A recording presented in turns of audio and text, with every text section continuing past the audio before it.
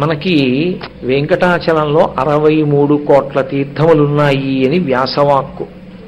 63 కోట్ల తీర్థములలో స్నానం చెయ్యలేనటువంటి వాళ్ళు కనీసం 1008 తీర్థముల యందు స్నానం చెయ్యాలి అని. 1008 తీర్థముల యందు స్నానం చెయ్యలేని వాళ్ళు కనీసం 108 తీర్థముల యందు స్నానం చెయ్యాలి అని. 108 తీర్థముల యందు స్నానం చెయ్యలేని వాళ్ళు కనీసం 63 తీర్థముల యందు స్నానం చెయ్యాలి అని. 63 తీర్థముల యందు స్నానం చెయ్యలేని వారు కనీసం 7 తీర్థముల యందు స్నానం చెయ్యాలి అని. ఈ 7 తీర్థములను ఎందుకు సంక్షిప్తం చేసి తీసుకొచ్చారు అంటే, ఆ 63 కోట్ల తీర్థములలో స్నానం చేస్తే వచ్చేటటువంటి ఫలితం ఏదుంటుందో అంత గొప్ప ఫలితాన్ని ఈ 7 తీర్థములు సమకూర్చగలవు. అందుకని ఈ 7 తీర్థములకు ఒక ప్రత్యేకమైన ప్రతిపత్తినిచ్చారు. అందులో మొట్టమొదటి తీర్థం స్వామి పుష్కరిణి, రెండవది ఆకాశగంగ, మూడవది పాపనాశనం, నాలుగవది పాండవ తీర్థం, ఐదవది కుమారధార, ఆరవది తుంబురు తీర్థం, ఏడవది కృష్ణతీర్థం. ఈ 7 తీర్థాలలో తప్పకుండా స్నానం చెయ్యాలి అని వెంకటాచల క్షేత్రం గురించి చెప్తూ వ్యాస భగవానుడు బ్రహ్మపురాణంలో ఒక మాట అన్నాడు. ఆయన అన్నాడు, స్వామి పుష్కరిణీ స్నానం, శ్రీనివాసస్య దర్శనం, సహస్రనామ పఠనం. ఈ 3 ఒక్కరోజు చెయ్యడం అంత తేలికైన విషయం కాదు. అది విశేషమైనటువంటి తపస్సు. అనగా పూర్వపుణ్యము కొంత జీవుని యొక్క ఖాతాలో ఉన్నవారు తప్ప దాన్ని సాధించుకోలేరు. అదంత తేలికైన విషయం కాదు అని.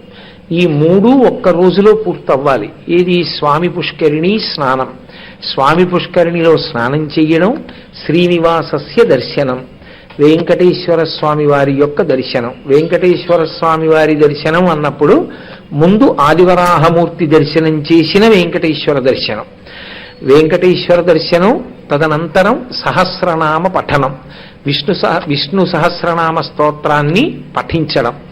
ఈ 3 ఒక్కరోజు ఎవరు చేస్తాడో వాడు భగవంతుని యొక్క పరిపూర్ణమైనటువంటి అనుగ్రహానికి నోచుకున్నవాడు అని లెక్కలోకి తీసుకోవచ్చు. ఇక వాడు చెయ్యవలసింది భగవంతుని చేత అనుగ్రహింపబడినటువంటి కటాక్షమును జాగ్రత్తగా నిలబెట్టుకునేటటువంటి ప్రయత్నం చెయ్యాలి.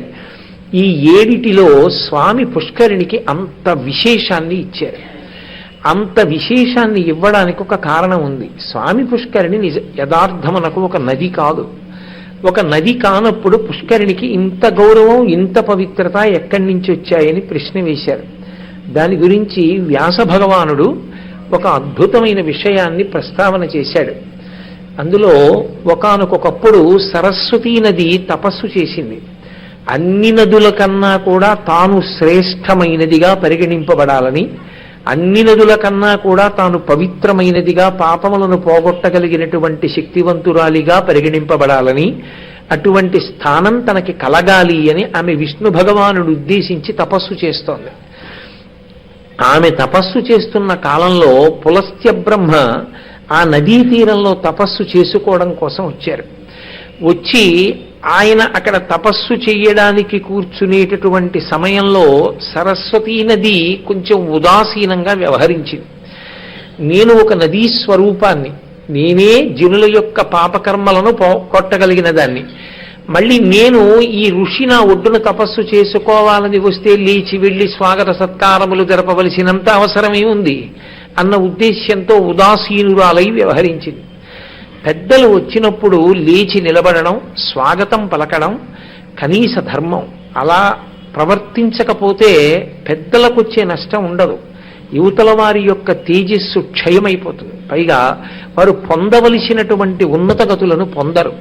మీరు గజేంద్ర మోక్షణంలో కూడా ఏనుగుగా పుట్టడానికి కారణం ఇదే. ఆ ద్రవిడ దేశాన్ని పరిపాలించేటటువంటి రాజు రాజ్యాన్ని విడిచిపెట్టి ఎక్కడో పర్వత శిఖరం మీద కూర్చుని తపస్సు చేస్తుండగా అగస్త్య మహర్షి వస్తే నేనెందుకు లేచి నిలబడాలని ఉదాసీనంగా ప్రవర్తించిన కారణం చేతనే ఆయన ఈ పాపము చాలా కాలం కట్టి కుడుపుతుందన్న భావనతో ఒక్క జన్మలో పోయేటట్టుగా వచ్చే జన్మలో నువ్వు ఏనుగువై పుట్టి శరీరాన్ని విడిచిపెట్టేటటువంటి సమయంలో ఆపత్కాలంలో నేను పరమేశ్వరుడు జ్ఞాపకానికి వచ్చి శరణాగతి చేసి ఈశ్వరుని యందు ప్రవేశిస్తావని వరరూపమైన శాపం ఇచ్చాడు. అందుకని పెద్దలు వచ్చినప్పుడు లేచి నిలబడాలి. అలా లేచి నిలబడలేదు సరస్వతీ నది. అది ఎంత నది అయినా, ఎంత నదికి అధిష్టానమైనటువంటి స్వరూపమైనా ప్రవర్తించవలసిన రీతిలో ప్రవర్తించలేదు కనుక పులస్త్య బ్రహ్మకి అది ఆగ్రహ కారణమైంది. అది ఆయనకి వ్యక్తిగతమైన కోపం అని మీరు అనుకోకూడదు. మహాత్ముల యొక్క నడవడిని జాగ్రత్తగా అర్థం చేసుకోవాలి. తనకేదో తక్కువ జరిగిందన్నది ఆయన భావన కాదు. అవతల వారు ప్రవర్తించవలసిన రీతిలో ప్రవర్తించకపోతే రేపు లోకంలో ఇదే ఆచారమై కూర్చుంటుంది, జనులు భ్రష్టులవుతారు. కాబట్టి అటువంటప్పుడు వెంటనే ఆ ప్రవర్తనని ఆప్ చేయాలి. అందుకే శ్రీరామాయణంలో ఒక మాట అంటారు, కర్తవ్యమకృతం కార్యం సతాం మన్యుదీరయేత్ అని. మహాత్ములకు కూడా కోపం వస్తుంది. మహాత్ములకు కోపం ఎప్పుడు వస్తుంది అని అడిగారు.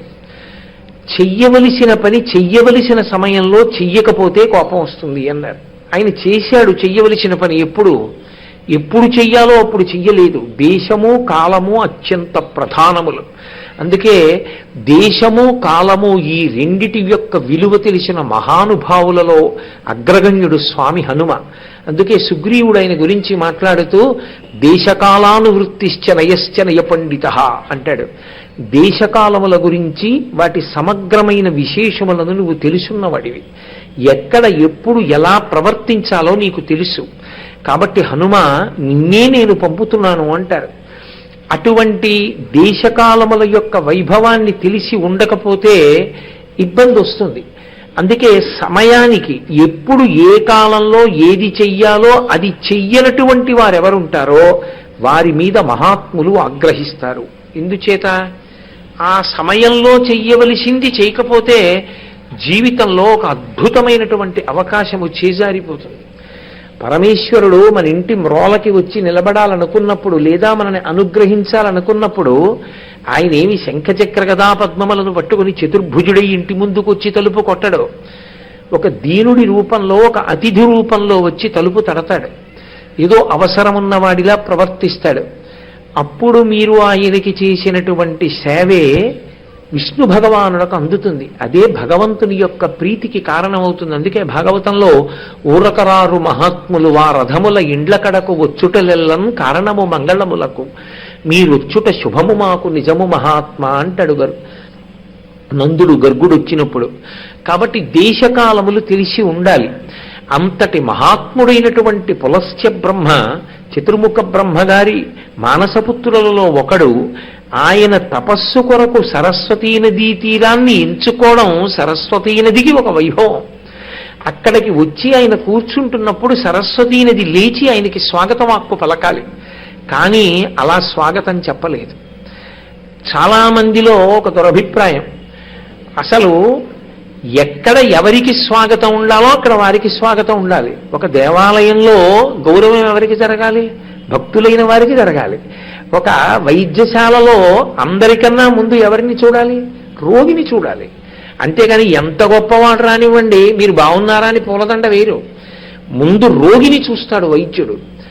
అలాగే ఎన్ని వాహనములు వెడుతుండనివ్వండి, ప్రమాద పరిస్థితిలో ఉన్నటువంటి వ్యక్తిని తీసుకెడుతున్నటువంటి వాహనానికి దారి విడిచిపెట్టేస్తాను దాని కోత వినగానే. దేశకాలములు ఉంటాయి. ఎప్పుడు ఎక్కడ ఎవరు గౌరవింపబడాలో వారు గౌరవింపబడాలి తప్ప అన్ని వేళలా ఎక్కడా ఎప్పుడూ మేమే గౌరవింపబడాలని ఎవరూ కోరుకోకూడదు. అలా ఎవరైనా కోరుకుంటే అది దేశకాలములు తెలియని పరిస్థితి అని అనుకోవలసి ఉంటుంది. కాబట్టి దేశకాలానువృత్తిశ్చనయశ్చనయ పండిత. కాబట్టి అటువంటి మహానుభావుడైన పులస్త్య బ్రహ్మ సరస్వతీ నదీ తీరానికి వచ్చి తపస్సు చేయడానికి ఉపక్రమిస్తుంటే ఆమె లేచి స్వాగతం పలకలేదు. తత్పాపము కట్టి కుడుపుతుందన్న బాధ చేత పులస్త్య బ్రహ్మ శాపవాక్కుని విడిచిపెట్టారు. మహర్షులకు వేరు ఆయుధాలుండవు. వారు చేసిన తపస్సే వారి యొక్క ఆయుధం. వారి నోటి వాక్కు గుండా వారి తపశ్శక్తి బయటికి వస్తుంది. దాని చేత వారు అన్న మాట సత్యం అవుతుంది. వారు సత్యం పలకడం కాదు, వారు ఏమన్నారో అది సత్యం అవుతుంది. అందుకే ఆయన అన్నారు, నువ్వు ఏ కోరికతో తపస్సు చేస్తున్నావో నదులన్నిటిలోకి శ్రేష్టమైన దాని నవాలని, పవిత్రమైన దాని నవాలని కోరుకుంటున్నావు. అగ్రగణ్యురాలివి కావాలనుకుంటున్నావు. నీ కోరిక నెరవేరుకుండుగాక అన్నాడు. సరస్వతీ నది చాలా బాధ పొంది తన కోరిక తీరలేదు సరికదా, వచ్చిన పులస్త్య బ్రహ్మ తనకి శాపవాక్కు ఇచ్చారు. ఆమె ఆగ్రహాన్ని పొంది మహర్షి ఎందుకు శపించారో తెలుసుకోలేకుండా, అందుకే కోపం ఎంత పనైనా చేయిస్తుంది. క్రుద్ధ పాపం న కుర్యాత్క క్రుద్ధో హన్యాద్గురునపి క్రుద్ధ పురుషయా వాచ నరం సాధు నధిక్షిపేత్ అంటారు స్వామి హనుమ. కోపం వచ్చినవాడు గురువుని చంపేస్తాడు, కోపం వచ్చినవాడు బంధువుల్ని చంపేస్తాడు, కోపం వచ్చినవాడు ఏం చేయడు, ఏదైనా చేస్తాడు. అందుకే యథోరగస్పతిం జీర్ణాం సవై పురుషముచ్యతే అంటారు. పాము తన ఒంటిలోంచి వచ్చిన కుబుసాన్ని తాను విడిచిపెట్టినట్టు తనకి వచ్చిన కోపాన్ని పరిశీలించి విడిచిపెట్టిన వాడెవరో వాడు ధన్యాత్ముడు. కాబట్టి ఆమె తన ఆగ్రహాన్ని అణుచుకోలేకపోయింది. ఎంత పెద్దలైనా ఆగ్రహానికి వశులైతే చివరికి ఎలా దెబ్బతింటారో మనకి చూపిస్తుంది. పులస్త్య బ్రహ్మ ఇచ్చిన శాపవాక్కు చేత ఆగ్రహం చెందిన సరస్వతీ నది స్త్రీ రూపాన్ని ధరించి పులస్త్య బ్రహ్మకి శాపవాక్కిచ్చింది. నువ్వు ఇంతటి మహానుభావుడవు, కానీ నీ వంశంలో లోకకంటకులైనటువంటి విష్ణు విరోధులైనటువంటి భయంకరులైన రాక్షసులు జన్మించెదరుగాక. ఇప్పుడు ఆ శాపవాక్కుని పొందిన పులస్త్య బ్రహ్మ ఆగ్రహించలేదు. ఆమె ఆగ్రహానికి లోనైంది. నా ఉద్దేశ్యం ఒకటి, ఆవిడ ఒకలా అర్థం చేసుకుంది, తన తప్పిదాన్ని దిద్దుకోలేకపోయింది అని ఆయన నన్నింత మాట అందే అనుకోలేదు. ఆయన ప్రార్థన చేశాడు. అమ్మా, నువ్వు నా వంశాన్ని శపించావు, నా వంశంలో లోకకంటకులైన రాక్షసులు విష్ణు విరోధులు జన్మించాలన్నావు. అదే నోటితో నన్ను అనుగ్రహించి నా వంశానికి కీర్తి తెచ్చేటటువంటి వాళ్ళు పుట్టాలని అనుగ్రహించు అన్నాడు. ఆమె వెంటనే కోపాన్ని పక్కన పెట్టి శాంతి పొంది ఆవిడంది, అయ్యయ్యో ఎంత పని చేశానయ్యా, ఆగ్రహానికి వశురాలనైపోయాను. పులస్త్య బ్రహ్మ, నీ వంశంలో రాక్షసులే కాదు, మహాధర్మతత్పరుడై విష్ణువుయందు అపారమైనటువంటి భక్తి కలిగిన వాడై లోకము చేత పూజింపబడేటటువంటి చిరంజీవి అయిన వ్యక్తి జన్మించుగాక అని వరమించింది. అందుకే పులస్త్య బ్రహ్మ వంశంలో రావణ కుంభకర్ణులు జన్మించారు, విభీషణుడు జన్మించాడు. సరస్వతీ నది యొక్క శాపం. ఇప్పుడు సరస్వతీ నది ప్రార్థించింది. ఇప్పుడు ఆమె తెలుసుకుంది తప్పు. తెలుసుకుని పులస్త్య బ్రహ్మని ప్రార్థించింది. అయ్యా, నేను నదులలోకెల్లా ఉత్తమమైన దానవ్వాలని కోరుకున్నాను, కానీ నేను అటువంటి స్థితిని పొందకుండా నీ శాపం అడ్డొచ్చింది ఇప్పుడు. కాబట్టి నువ్వు కూడా నా శాపానికి ఏదైనా మార్గం చూపించమని అడిగింది. నాకు ఇచ్చిన శాపానికి ఎక్కడైనా సావకాశాన్ని కల్పించమని అడిగింది. ఆయన అన్నాడు, నువ్వు ఇప్పుడు ఎలా విష్ణువు గురించి తపస్సు చేస్తున్నావో అలాగే తపస్సు చెయ్యి. ప్రీతి పొందిన విష్ణు భగవానుడు నీ కోరిక తీరేటట్టుగా నిన్ను అనుగ్రహిస్తాడు. కాబట్టి తపస్సు ప్రారంభించు అన్నాడు. సరస్వతీ నది తపస్సు ప్రారంభించింది, పులస్త్య బ్రహ్మ తపస్సు ప్రారంభించారు. విష్ణు భగవానుడు ప్రత్యక్షమయ్యాడు. ఆమె కోరిక ఆయనకి తెలుసు. నేను చేసిన తపస్సు నిర్వీర్యమైపోయింది పులస్త్య బ్రహ్మ శాపవాక్కు చేత, కాబట్టి నా కోరిక తీరేటట్టుగా మీరు అనుగ్రహించండి అని అడిగింది. భగవానుడు తలుచుకుంటే ఏం చేయలేడండి. ఆయన అన్నాడు, నదులలో ఉత్తమమైన దానివి నువ్వు కాలేవేమో, ఎందుకంటే ఇప్పటికే లోకపావని అన్న పేరుతో గంగానది ఉంది. కాబట్టి నదులలోకెల్లా ఉత్తమమైన దానిగా, నదులలోకెల్లా పవిత్రీకరించగలిగిన శక్తి ఎక్కువ ఉన్నదానిగా నువ్వు కాలేకపోవచ్చు, కానీ నీకు నేను ఒక వరం ఇస్తున్నాను.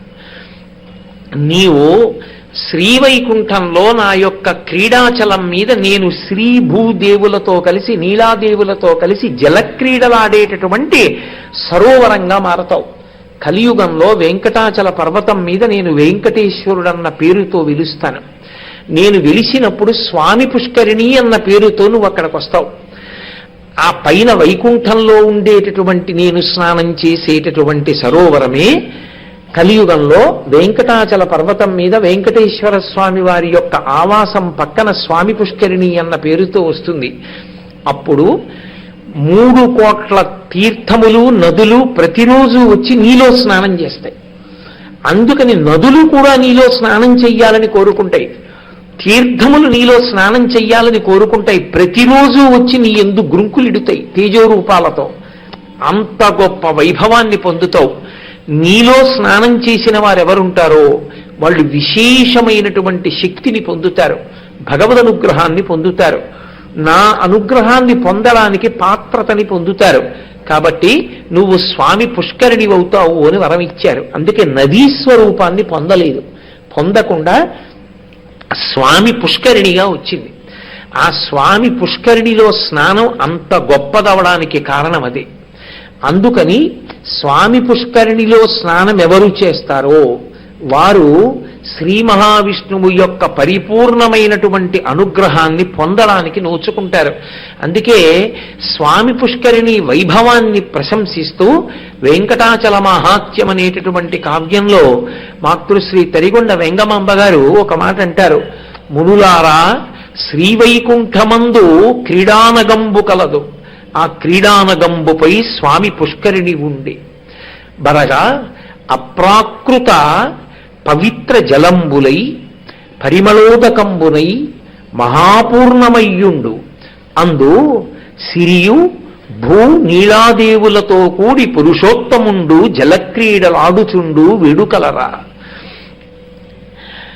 క్రీడానగంబుతో ఈడకు దిగి వచ్చి విరజాసమానమై ధరణి వెలసి శ్రీహరికి సమ్మతంబగుచు సకల జీవుల పాపములను పరిహరించి తాపముల ననచి ఇష్ట కామ్యార్థముల తానిచ్చుచుండు అని రచన చేసింది ఆవిడ.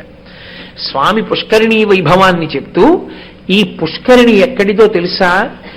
మునులారా అంటే సూతుడు శౌనకాది మహర్షులకు చెప్పిన ఘట్టాన్ని చెప్తూ చెప్పింది ఆవిడ. మునులారా శ్రీవైకుంఠంబునందు క్రీడానగంబుపై స్వామి పుష్కరిణి ఉండే. వెంకటాచల పర్వతం మీద ఉన్న పుష్కరిణి శ్రీవైకుంఠంలో శ్రీమన్నారాయణుడు తన ఉభయనాంచారులతో క్రీడించేటటువంటి క్రీడానగము, ఆయన యొక్క క్రీడాద్రి ఒక కొండ ఉంది, అక్కడ ఆయన వాళ్లతో కలిసి విహారం చేస్తాడు.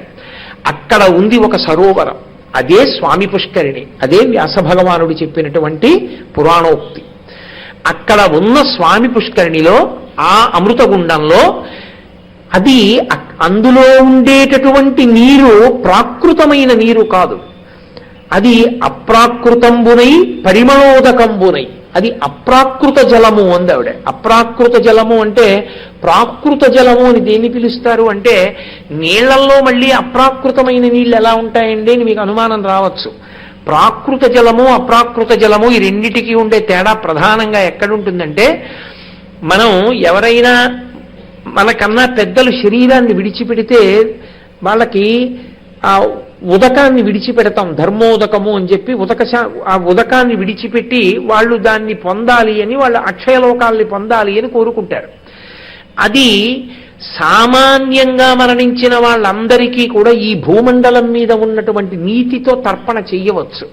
కానీ బ్రాహ్మణ శాపం చేత కానీ, భయంకరమైన విషక్రిముల చేత కానీ, ఘోరమైన ప్రమాదంలో కానీ, అటువంటి వాటిలో మరణించినటువంటి వారి యొక్క జీవులు ఉత్తమ లోకాలు పొందడానికి ఇక్కడ ఉన్నటువంటి నీళ్లు తర్పణ చేస్తే వెళ్ళవు, అందం వాళ్ళకి మధ్యలోనే అవి హరించుకుపోతాయి, ఆ నీరు అందదు. మీకు అనుమానం ఉంటే ఈ విషయంలో శ్రీరామాయణం బాలకాండలో సగరులు 60,000 మంది కపిల మహర్షి యొక్క ఉద్ధతి చేత మరణించి బూది కుప్పలై పడిపోతే అక్కడికి వచ్చినటువంటి అంశుమంతుడు గబగబా వెళ్ళి అక్కడ ఉన్న సరోవరంలో జలాలు తీసి తర్పణ చేయబోతాడు.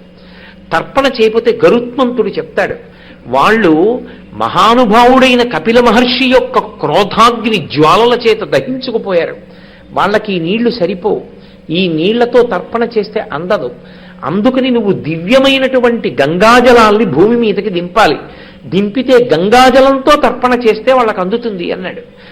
అది అప్రాకృత జలం అంటే ఇక్కడ ఉన్న నీటి చేత కొంతమందికి ఉన్నతగతులు కలగవు, కానీ కొన్ని నీళ్లు అనేక రకాలుగా మరణించిన వారికి కూడా ఉన్నతగతులు కల్పించగలవు, వాటి శక్తి వేరు.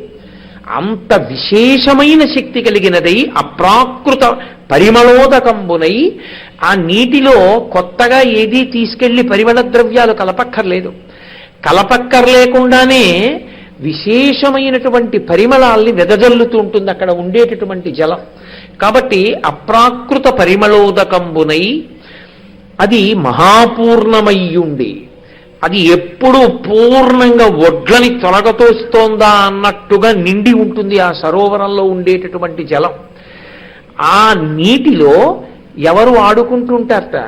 పురుషోత్తముండు సిరియు భూ నీలాదేవులతో కూడి జలక్రీడలాడుచుండు వేడుకలరా.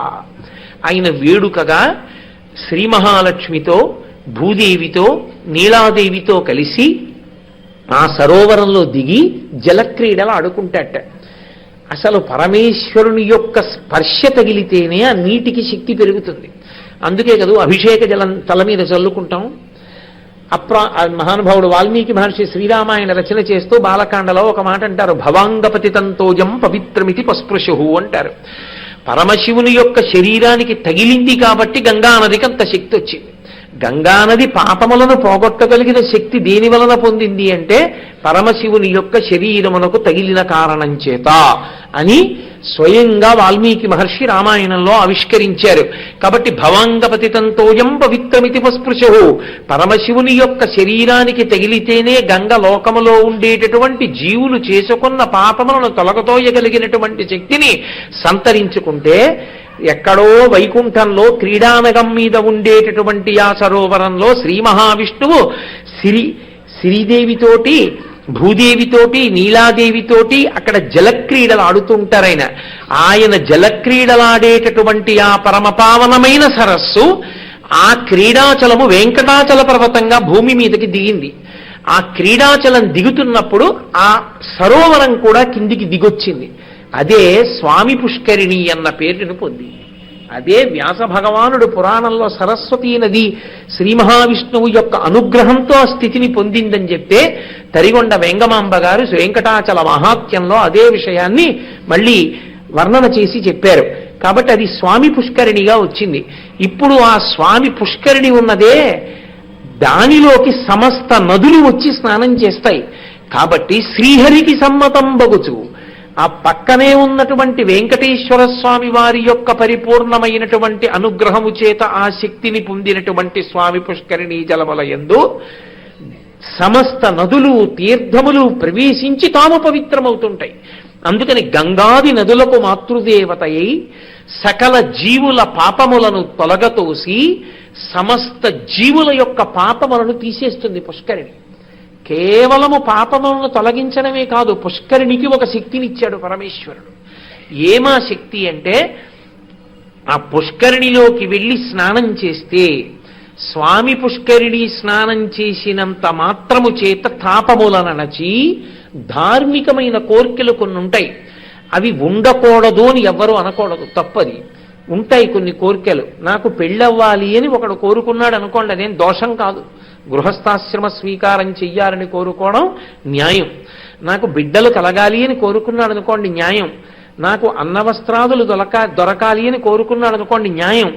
ధార్మికమైనటువంటి కోర్కెలు తీరనటువంటి కారణం చేత విశేషమైనటువంటి తాపముతో సొక్కిపోతున్న వ్యక్తుల యొక్క తాపాన్ని పోగొట్టి ఆ కోర్కెలను తీర్చగలిగినటువంటి శక్తి కలిగినదై ఉంటుంది స్వామి పుష్కరిణి. అందుకని తాపమడచి ఇష్టకామ్యార్థములతా నిచ్చుచుండు. ఆ పుష్కరిణి శ్రీ మహావిష్ణువు యొక్క అనుగ్రహము చేత తనంత తానుగా జీవులకు కోర్కెలను తీర్చగలిగినటువంటి శక్తిని పొంది ఉన్నది. దాని గొప్పతనం ఏమిటి అంటే దానికి వాయవ్య భాగంలోనే భూసహితుడై వరాహమూర్తి ఉంటారు. ఆ ఆదివరాహమూర్తి ఇప్పటికీ తేజోరూపంలో ఆ కొండ మీద తిరుగుతుంటారట. అందుకే స్వామి పుష్కరిణిలో ఉండేటటువంటి వాయవ్య భాగానికి వరాహతీర్థము అని పిలుస్తారు. మళ్ళీ అక్కడ స్వామి తిరుగుతూ ఉంటారు. భూదేవి సహితుడై ఆదివరాహమూర్తి కూడా దానిలో స్నానం చేస్తారు అని. ఒకప్పుడు ఆయన స్నానం చేస్తే సముద్రాల్లో యద్రోమరంధ్ర పరిపూర్తి విధావదక్షౌ వారాహ జన్మని బభూవ రమీ సముద్రాహ అన్నాడు లీలాచకుడు శ్రీకృష్ణ కర్ణామృతంలో. ఆయన వెళ్లి సముద్రం లోపలికి దిగితే హిరణ్యాక్షుణ్ణి పట్టుకుందామని సముద్ర జలాలన్నీ ఆయన రోమకూపాల్లోకి వెళ్ళిపోయి నీళ్లు ఇంకిపోయి, అటువంటి వాడు ఇప్పటికీ పుష్కరిణిలో స్నానం చేస్తుంటాడు. అంతటి మహానుభావుడు ఆ పుష్కరిణిలో స్నానం చేస్తాడు. వెంకటేశ్వర స్వామి వారి యొక్క పరిపూర్ణానుగ్రహాన్ని పొంది సరస్వతీ నదియే స్వామి పుష్కరిణీ స్వరూపంగా వచ్చి అక్కడ వెలిసింది. కాబట్టి అంత గొప్ప పుష్కరిణి కాబట్టి దాని యందు స్నానం చేయడం సర్వోత్కృష్టమైనటువంటి స్థితి. అటువంటి స్వామి పుష్కరిణి స్నానాన్ని వదిలిపెట్టుకోవడము అంటే వెంకటాచలం వెళ్ళి జీవితంలో ఏదో గొప్ప విశేషాన్ని పోగొట్టుకున్నట్టు. పైగా నేను మీతో మొట్టమొదట్లోనే ప్రస్తావన చేశా, అసలు ఒక్క రోజులో వెంకటాచలంలో పొందేటటువంటి అత్యద్భుతమైనటువంటి విషయములు 3 అని వ్యాసవాక్కు. అందులో మొదటిది స్వామి పుష్కరిణీ స్నానం శ్రీనివాసస్య దర్శనం. స్వామి పుష్కరిణీ స్నానం చెయ్యడం, వెంకటేశ్వర స్వామి దర్శనం చెయ్యడం.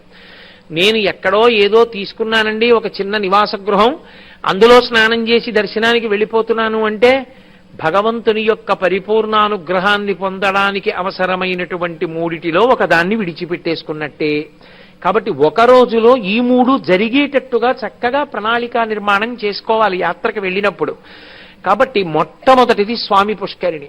అందుకే స్వామి పుష్కరిణి గురించే చెప్తూ ఒక మాట అంటారు, స్వామి పుష్కరిణీ స్నానం సద్గురోః పాదసేవనం ఏకాదశి వ్రతంచాపి త్రయం అత్యంత దుర్లభం. స్వామి పుష్కరిణీ స్నానం దొరకమంటే దొరికేది కాదు. ఎందుకో తెలుసా? కొన్ని లక్షల మంది పర్వతం మీదకి వెళ్ళొచ్చు, కొన్ని 10ల మందే పుష్కరిణిలో స్నానం చేస్తూ ఉంటారు. ఏమండి మరి ఇంత గొప్పది కదా పుష్కరిణి, ఎక్కడ చూసినా అలా సూచన చేశారే పుష్కరిణి స్నానం చెయ్యండి అని, ఆఖరికి ప్రసాదం కవర్ వెనకాతల కూడా ముద్రణ చేశారే, మరి ఎందుకండి స్వామి పుష్కరిణిలో అంతమంది స్నానం చేయరు, అన్ని లక్షల మంది ఎందుకు వెళ్ళరు స్నానానికంటే ఒక్కటే కారణం, అంత గొప్ప ఫలితాన్ని వీడికి కట్టబెట్టేయచ్చా అన్నది చూస్తాడు పరమేశ్వరుడు. అదే మాయ. మహామాయా విశ్వం భ్రమయసి పరబ్రహ్మ మహిషి అంటారు సౌందర్యలహరి చేస్తూ శంకర భగవత్పాదులు. ఇంత పెద్ద అనుగ్రహం కట్టపెట్టడమే. అందుకని అబ్బా పుష్కరిణికి ఏం పెడతాను లేదురు అనేవాడు ఒకడు, చల్లేసుకుందాం లేదురు అనేవాడు ఒకడు. స్వామి పుష్కరిణికి వెళ్లి సంకల్పంతో స్నానం చేసి అంత గొప్ప అనుగ్రహానికి పాత్రులవుదామనేటటువంటి బుద్ధి స్థిరంగా నిలబడాలంటే పరమేశ్వరానుగ్రహము ప్రోది అయితే తప్ప సంభవము కాదు. శివశక్త్యాయుక్తో యది భవతి శక్త ప్రభవితుం నచేదేవం దేవో నకలు కుశల స్పందితుమపి అతస్త్వామారాధ్యాం హరిహర విరించాదిభిరపి ప్రణంతుం స్తుతుం వా కథమకృత పుణ్య ప్రభవతి. శంకరుడు సౌందర్యలహరి చేస్తూ అంటారు, అంత తేలిక అమ్మా, ప్రణంతుం స్తోతుం వా, నీకు నమస్కరించాలన్నా నిన్ను స్తోత్రం చెయ్యాలన్నా కథమకృత పుణ్య ప్రభవతి, చేసిన పుణ్యం లేకుండా పాత్రత లేకుండా ఎలా సంభవం అవుతుందమ్మా అంటారు. కాబట్టి భగవంతుని యొక్క అనుగ్రహాన్ని ప్రోది చేసుకున్నవాడు మాత్రమే దాన్ని సాధించుకోగలుగుతాడు. అందుకే నేను మీతో మనవి చేసింది, దాన్ని ప్రోది చేసుకోవడానికి ఏదో కష్టపడిపోవాలని మీరు అనుకోక్కర్లేదు. బయలుదేరేటప్పుడు మీ కులదేవతకి నమస్కారం చేసి బయలుదేరడమే స్వామి పుష్కరిణి స్నానం చెయ్యాలనేటటువంటి కోరిక బలంగా నిలబడి పుష్కరిణి స్నానం చెయ్యడానికి హేతు అవుతుంది. కాబట్టి ఇంటి దగ్గర ఆ అనుమతి తీసుకుని, నగరాధిష్టాన దేవత యొక్క అనుమతి తీసుకుని బయలుదేరాలి. నిన్న మీతో నేను మనవి చేశా, రామచంద్రమూర్తి అంటే రామాయణంలో ఆయన ఎలా ప్రవర్తించి చూపించాడో అదే మనందరికీ ఆదర్శం. అందుకే వేదోపబృంహణం, వేదవేద్యే పరే పుంసి జాతే దశరథాత్మజే వేద ప్రచేతసాదాసీ సాక్షాత్ రామాయణాత్మన. వేదమే వేదోపబృంహణమై శ్రీరామాయణంగా భూమి మీదకొస్తే వేదము చేత ప్రతిపాదింపబడినటువంటి పరమేశ్వరుని యొక్క స్వరూపమే రామచంద్రమూర్తిగా నరుడిగా భూమి మీద నడయాడాడు. అంతటి మహానుభావుడు తాను బయలుదేరి వెళ్ళిపోతూ అరణ్యవాసానికి అయోధ్యానగరం వంక తిరిగి నమస్కారం చేస్తూ అంటాడు, ఆపృచ్ఛేత్వాం పురీ శ్రేష్ఠే కాకుత్స పరిపాలితే దైవతాని చ యానిత్వం పాలయంత్యా వసంతి చ అంటాడు. ఓ అయోధ్యానగరమా, పురీ శ్రేష్ఠే, నగరములలో శ్రేష్టమైన దాన. తన ఉన్న నగరం మీద తనకి అంత ప్రేమ ఉండాలి, తన ఉన్న నగరం మీద తనకంత భక్తి ఉండాలి. తను ఏ ఊళ్ళో ఉంటున్నాడో ఆ ఊరిని చిన్న బుచ్చి మాట్లాడకూడదు. ఈ దేశాన్ని విడిచిపెట్టి ఎక్కడికో వెళ్ళి 4 రూపాయలు సంపాదించుకుని ఇక్కడికి వచ్చి ఈ దేశాన్ని తిట్టడం, ఒక ఊళ్ళో ఉండి ఇంకో ఊరు వెళ్ళి మా ఊరు ఎందుకు పనికొస్తుందండి అనడం అవైదికమైనటువంటి లక్షణాలు. అలా ఉండ, ఏ ఊళ్ళో ఉంటున్నావో ఆ ఊరి మీద నీకు అనన్యమైన భక్తి ఉండాలి. నా కన్న తల్లితో సమానం అనుకోవాలి. అందుకే జననీ జన్మభూమిశ్చ స్వర్గాదపి గరీయసి, స్వర్గం కన్నా గొప్పవి జననీ జన్మభూమి, ఉన్న ప్రదేశం కూడా అంత గొప్పది. అందుకే రామచంద్రమూర్తి అంతటి వాడు ఒక్కసారి అయోధ్యానగరం వంక తిరిగి 2 చేతులెత్తి నమస్కరించి అన్నాడు, ఆపృచ్ఛేత్వాం పురీ శ్రేష్ఠే, పురములలో శ్రేష్టమైనవో అయోధ్యానగరమా, కాకుత్స పరిపాలితే, కాకుత్సులైనటువంటి మా కాకువంశ ప్రభువుల చేత పరిపాలింపబడినదానా, నేను ఇవాళ అరణ్యవాసానికి బయలుదేరుతున్నాను. నా తండ్రి అయిన దశరథ మహారాజు గారు నా తల్లి అయిన కైకమ్మకిచ్చిన మాట సత్యమవడానికి, ఆయనని ధర్మమునందు నిలబెట్టడానికి 14 సంవత్సరముల అరణ్యవాసానికి వెడుతున్నాను. దైవతానిచయానిత్వం బాగా జ్ఞాపకం పెట్టుకోవాలి. శ్రీరామాయణం చదవడం అంటే భగవంతుని యందు ఆర్ష ధర్మమునందు విశ్వాసాన్ని నిలబెట్టుకోవడం. దైవతానిచయానిత్వం, నీ యందు అనేకమైనటువంటి దైవ సంఘములతో కూడి ఓ అయోధ్యాపురాధిష్టాన దేవత, నువ్వు ఆ నగరంలో ఉన్న వాళ్ళందరినీ కాపాడుతున్నావు, నువ్వు నాకు అనుమతిని కటాక్షించు. పాలయంత్యావసంతిచ, నీ యందు వాళ్ళందరూ కూడా వసిస్తున్నారు దేవతలు, ఆ దేవతలందరి యొక్క అనుగ్రహము నాకు కలుగుగాక. ఆయన కోరుకుంటాడు వెళ్ళిపోయే ముందు, నాకు అత్యంత ప్రీతిపాత్రమైన విషయం, మళ్ళీ నేను వచ్చి ఈ సరయూ నదీ తీరంలో ఎప్పుడు వేటాడతానో, రాజకుమారులకు వేట ఉండవలసిన లక్షణం, నేను ఎప్పుడు ఈ సరయూ నదీ ఒడ్డున ఉన్న అరణ్యాలలో వేటాడతానో అంటాడు. అంటే రామచంద్రమూర్తి అంతటి వాడు ఊరు విడిచిపెట్టి వెళ్ళేటప్పుడు అయోధ్యానగరానికి నమస్కారం చేసి వెళ్ళాడు. అటువంటి స్వామి పుష్కరిణిలో స్నానం చేసేటటువంటి అదృష్టం మనకి కలగాలి అంటే మనం కూడా తీర్థయాత్రకి బయలుదేరేటప్పుడు మనం ఏ ఊళ్ళో ఉన్నామో ఆ ఊరి యొక్క అధిష్టాన దేవతకి నమస్కారం చేసి బయలుదేరాలి. కాబట్టి అలా వెళ్ళి ఆ స్వామి పుష్కరిణి స్నానం చేస్తే, స్వామి పుష్కరిణీ స్నానం సద్గురోహ పాదసేవనం, సద్గురువు యొక్క పాదసేవ. ఎందుకని? కాళ్ళు నిప్పెడుతున్నాయి అనుకోండి, సద్గురువైన వాడు నా కాళ్ళు నిప్పెడుతున్నాయి అండవు, పోన్లే ఏ పాపమో ఇలా పోయిందంటాడు. నాకింత బాధగా ఉంది, నాకింత నిప్పిగా ఉంది, కాసేపు నా కాళ్ళు పట్టండని కూడా ఎవ్వరిని ఆయన అడగడం.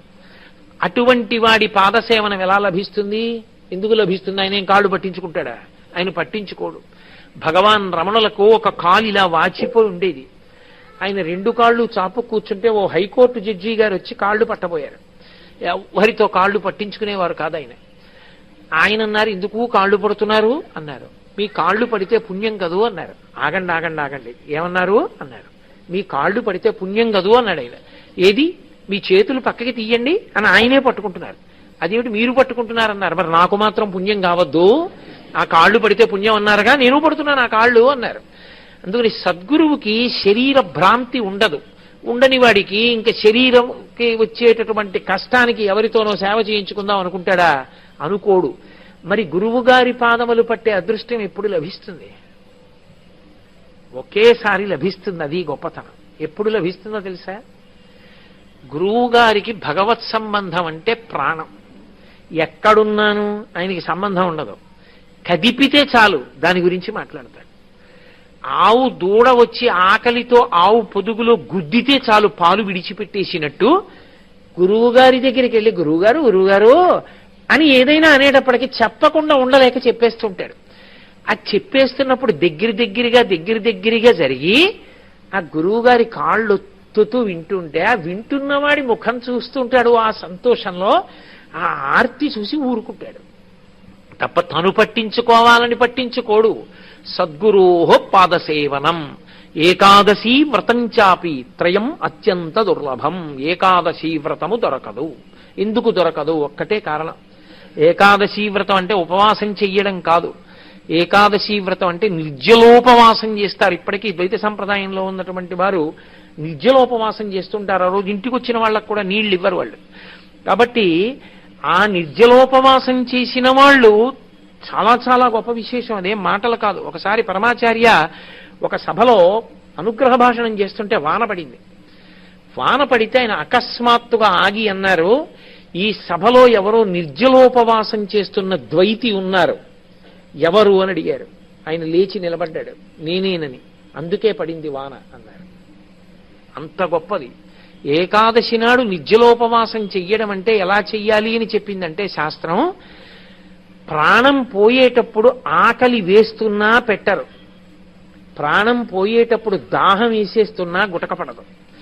అప్పుడు శరీరం ఎంత శోషించిపోతుందో ఊహ చేస్తూ, ఇంత శోషించిపోతుంది ప్రాణం పోయేటప్పుడు, అప్పుడు కూడా నేను భగవన్నామని చెప్పగలగాలి అని నిర్జలోపవాసం చేస్తూ ఆ పరిస్థితిని ఊహ చేసుకుంటూ భగవన్నామం చెప్పుకుంటూ, ఏకాదశి అంటే 5 జ్ఞానేంద్రియములను, 5 కర్మేంద్రియములను, మనస్సుని 11 ఆహారము పెట్టకుండా శోషించినప్పటికీ నిలబడడానికి కావలసినంత మాత్రమే ఇస్తూ, వాటిని భగవంతుని పట్ల ఆభిముఖ్యం ఇచ్చిన వాడెవరో వాడు ఏకాదశి వ్రతం చేసినవాడు. అదంత తేలిక విషయం ఏం కాదు. కాబట్టి ఏకాదశి వ్రతం చాపి త్రయం అత్యంత దుర్లభం. ఈ 3 లోకములో దుర్లభములైనవి, అవి దొరకమంటే దొరికేవి కావు. మనంత అదృష్టవంతుడు ప్రపంచంలో ఇంకోడు లేడు. ఒక్క రాత్రి ఇంట్లో కాకుండా రైల్లో పడుకుంటే తెల్లవారేటప్పటికి తిరుపతి పట్టణాన్ని చేరుకుంటాం. గట్టిగా ఇవాళ సంకల్పం చేసుకుంటే ఎల్లుండి ఉదయం పరమేశ్వరానుగ్రహంతో పుష్కరిణి స్నానం చేసేయగలం. అంత దగ్గరలో పుట్టాం మనం, అంత దగ్గరలో పెరుగుతున్నాం. మనకన్నా భాగ్యవంతుడు ఎవరుంటాడు? అంత గొప్ప పుష్కరిణి. కాబట్టి స్వామి పుష్కరిణీ స్నానం, సద్గురోః పాదసేవనం, ఏకాదశి వ్రతం చాపి త్రయం అత్యంత దుర్లభం. అలాగే మిగిలినటువంటివి 6.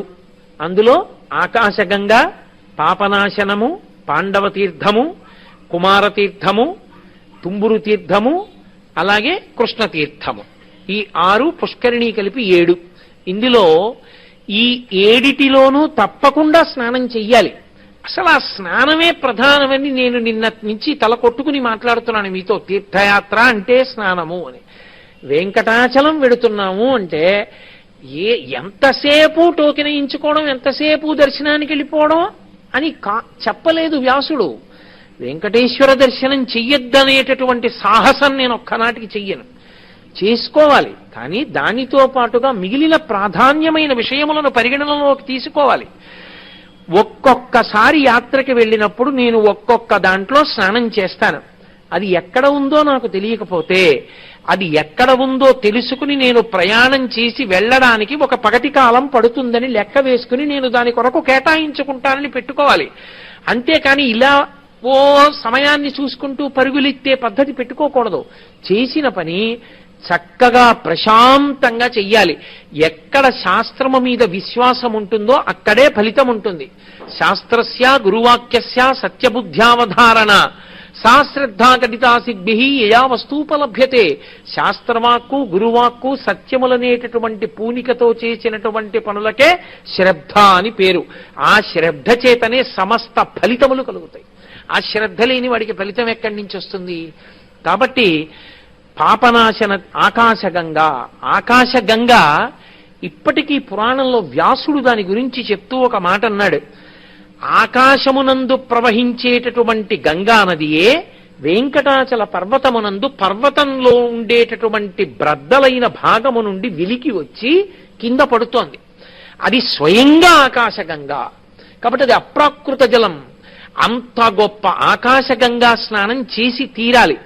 ఆకాశగంగా స్నానాన్ని చెయ్యాలి. కానీ ఆకాశగంగా స్నానం చేసి, పాపనాశనం స్నానం చేసి, కుమారతీర్థం చేసి ఇన్ని చెయ్యడానికి కావలసినంత పటిమతో నేను లేనండి. ఇప్పుడు ఇవన్నీ తెలుసుకుందాం అనుకునే వేళటికి వయస్సు మలిపొద్దు వైపుకు వెళ్ళిపోయింది. దేహదారుఢ్యం లేదు, ఇక తిరగలేను అనుకుంటాడా? వ్యాస భగవానుడు మనకి అభయం ఇచ్చాడు. ఒక్కొక్క తీర్థానికి ఒక్కొక్క సమయాన్ని చెప్పాడు ఆయన. ఈ సమయాన్ని జ్ఞాపకం పెట్టుకుని నువ్వు వెళ్ళి ఆ తీర్థంలో స్నానం చేస్తే, వ్యాసవాక్కు తిరుగులేని వాక్కు, వ్యాసుడు చెప్పిన తర్వాత అంత స్నానానికే వస్తుందా అండి అంటే నీకు శ్రద్ధ లేదని గుర్తు. వ్యాసుడి కన్నా గొప్పవాడు లోకంలో లేడు. వ్యాసుడు చెప్పాడు అంటే నమ్మి తీరవలసినదే. ఇక నమ్మనన్నవాడి కర్మ తప్ప నేనేం చేయలేను. వ్యాసుడు ఒక్కొక్క తీర్థం గురించి చెప్తూ ఒక మాట అన్నాడు, ఇక పునర్జన్మ లేదన్నాడు. ఆ తీర్థంలో ఆ కాలంలో వెళ్లి సంకల్ప సహిత స్నానం చేస్తే వాడికి ఇక పునర్జన్మ లేదన్నాడు కొన్నిటి విషయంలో. అంత గొప్పది. అందులో ఆకాశగంగకి సంబంధించినంత వరకు చైత్ర శుద్ధ పౌర్ణమి ఆకాశగంగా స్నానాన్ని కానీ చేస్తే చైత్ర శుద్ధ పౌర్ణమి నాడు సంకల్ప సహితంగా ఆకాశగంగలో స్నానం చేసి మీ శక్తి కొలది దాన ధర్మములను అక్కడ ఆచరించగలిగితే ఆ రోజున 63 కోట్ల తీర్థముల యందు స్నానం చేసిన ఫలితాన్ని ఇచ్చేస్తానని చెప్పారు. ఒక్కొక్క సమయమునందు ఆ తీర్థము అంత శక్తితో ఉంటుంది. అన్ని తీర్థములు దాని యందు ప్రవేశిస్తాయి. కాబట్టి చైత్ర శుద్ధ పూర్ణిమ ఆకాశగంగ. అలాగే పాపనాశనం. పాపనాశనానికి సంబంధించినంత వరకు ఆదివారం, సప్తమి, హస్త, పుష్యమి ఈ 2 నక్షత్రాల్లో ఏదైనా ఒక నక్షత్రాన్ని కూడి ఉన్నప్పుడు, మొన్న ఉత్తరాయణ పుణ్యకాలం ప్రవేశించినప్పుడు ఆదివారం సప్తమి తిథితో హస్తా నక్షత్రంతో ప్రవేశించింది. అది పాపనాశనమునందు స్నానం చెయ్యడానికి అత్యంత అనుకూలమైన సమయం. పుష్యమి నక్షత్రంతో కానీ హస్తా నక్షత్రంతో కానీ కలుస్తూ సప్తమి తిథి ఆదివారంతో కూడితే పాపనాశనం స్నానానికి వెళ్ళాలి. అంటే పంచాంగం పట్టుకుని చూసుకోవాలి.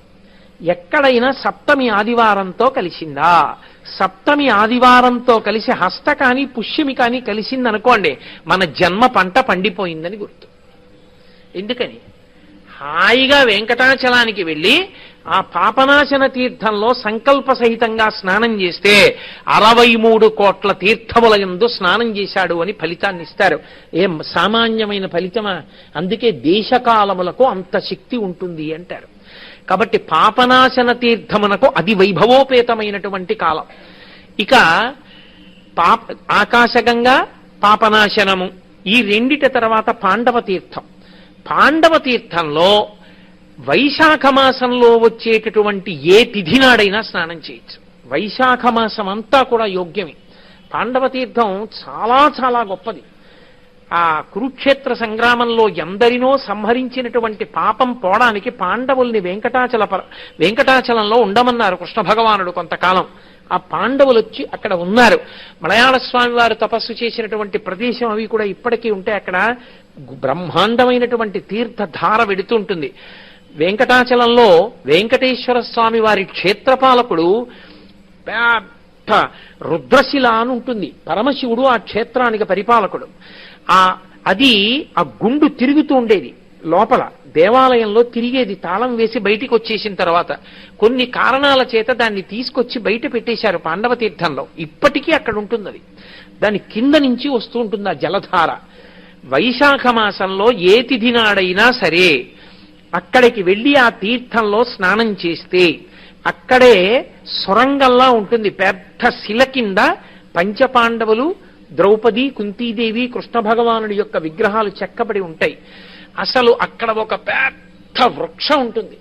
మీరు ఆ చెట్టుని చూస్తే తిక్కన గారు మహాభారతంలో విరాట పర్వంలో వర్ణించినటువంటి చెట్టు ఎలా ఉంటుందో అలా ఉంటుంది ఆ చెట్టు. అసలు ఆ చెట్టుని చూడడానికి వెళ్ళాలి అక్కడికి. అంత పెద్ద చెట్టు. అక్కడ ఉండేటటువంటి ఆ పాండవ తీర్థంలో వైశాఖ మాసంలో ఏ తిథి నాడైనా స్నానం చేస్తే వాడు 63 కోట్ల తీర్థముల యందు స్నానము చేసిన వాడే. పాండవ తీర్థం తర్వాత వచ్చేటటువంటిది కుమారధార. కుమారధార స్నానం చెయ్యడానికి పరమయోగ్యమైన కాలం మాఘమాసంలో వచ్చేటటువంటి పౌర్ణమి. అంటే అది అనుకూలం.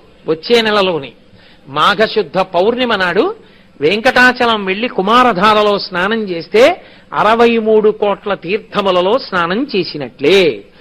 అవకాశం ఉందనుకోండి, కొద్దిగా వయస్సు బలము ఉన్నాయనుకోండి, చక్కగా ఈ తిథులు వెతుక్కుని ఒక్కొక్క తిథి ఉన్నప్పుడు ఒక్కొక్క తీర్థానికి వెళ్ళి కనీసం ఈ 7 తీర్థాల్లో స్నానం చేస్తే పెద్దవాడైన తర్వాత తాతగారు అయిన తర్వాత ధైర్యంగా చెప్పుకోవచ్చు, రే ఈ శరీరం 7 తీర్థముల యందు మజ్జనం ఆడిందిరా అని చెప్పుకోవచ్చు.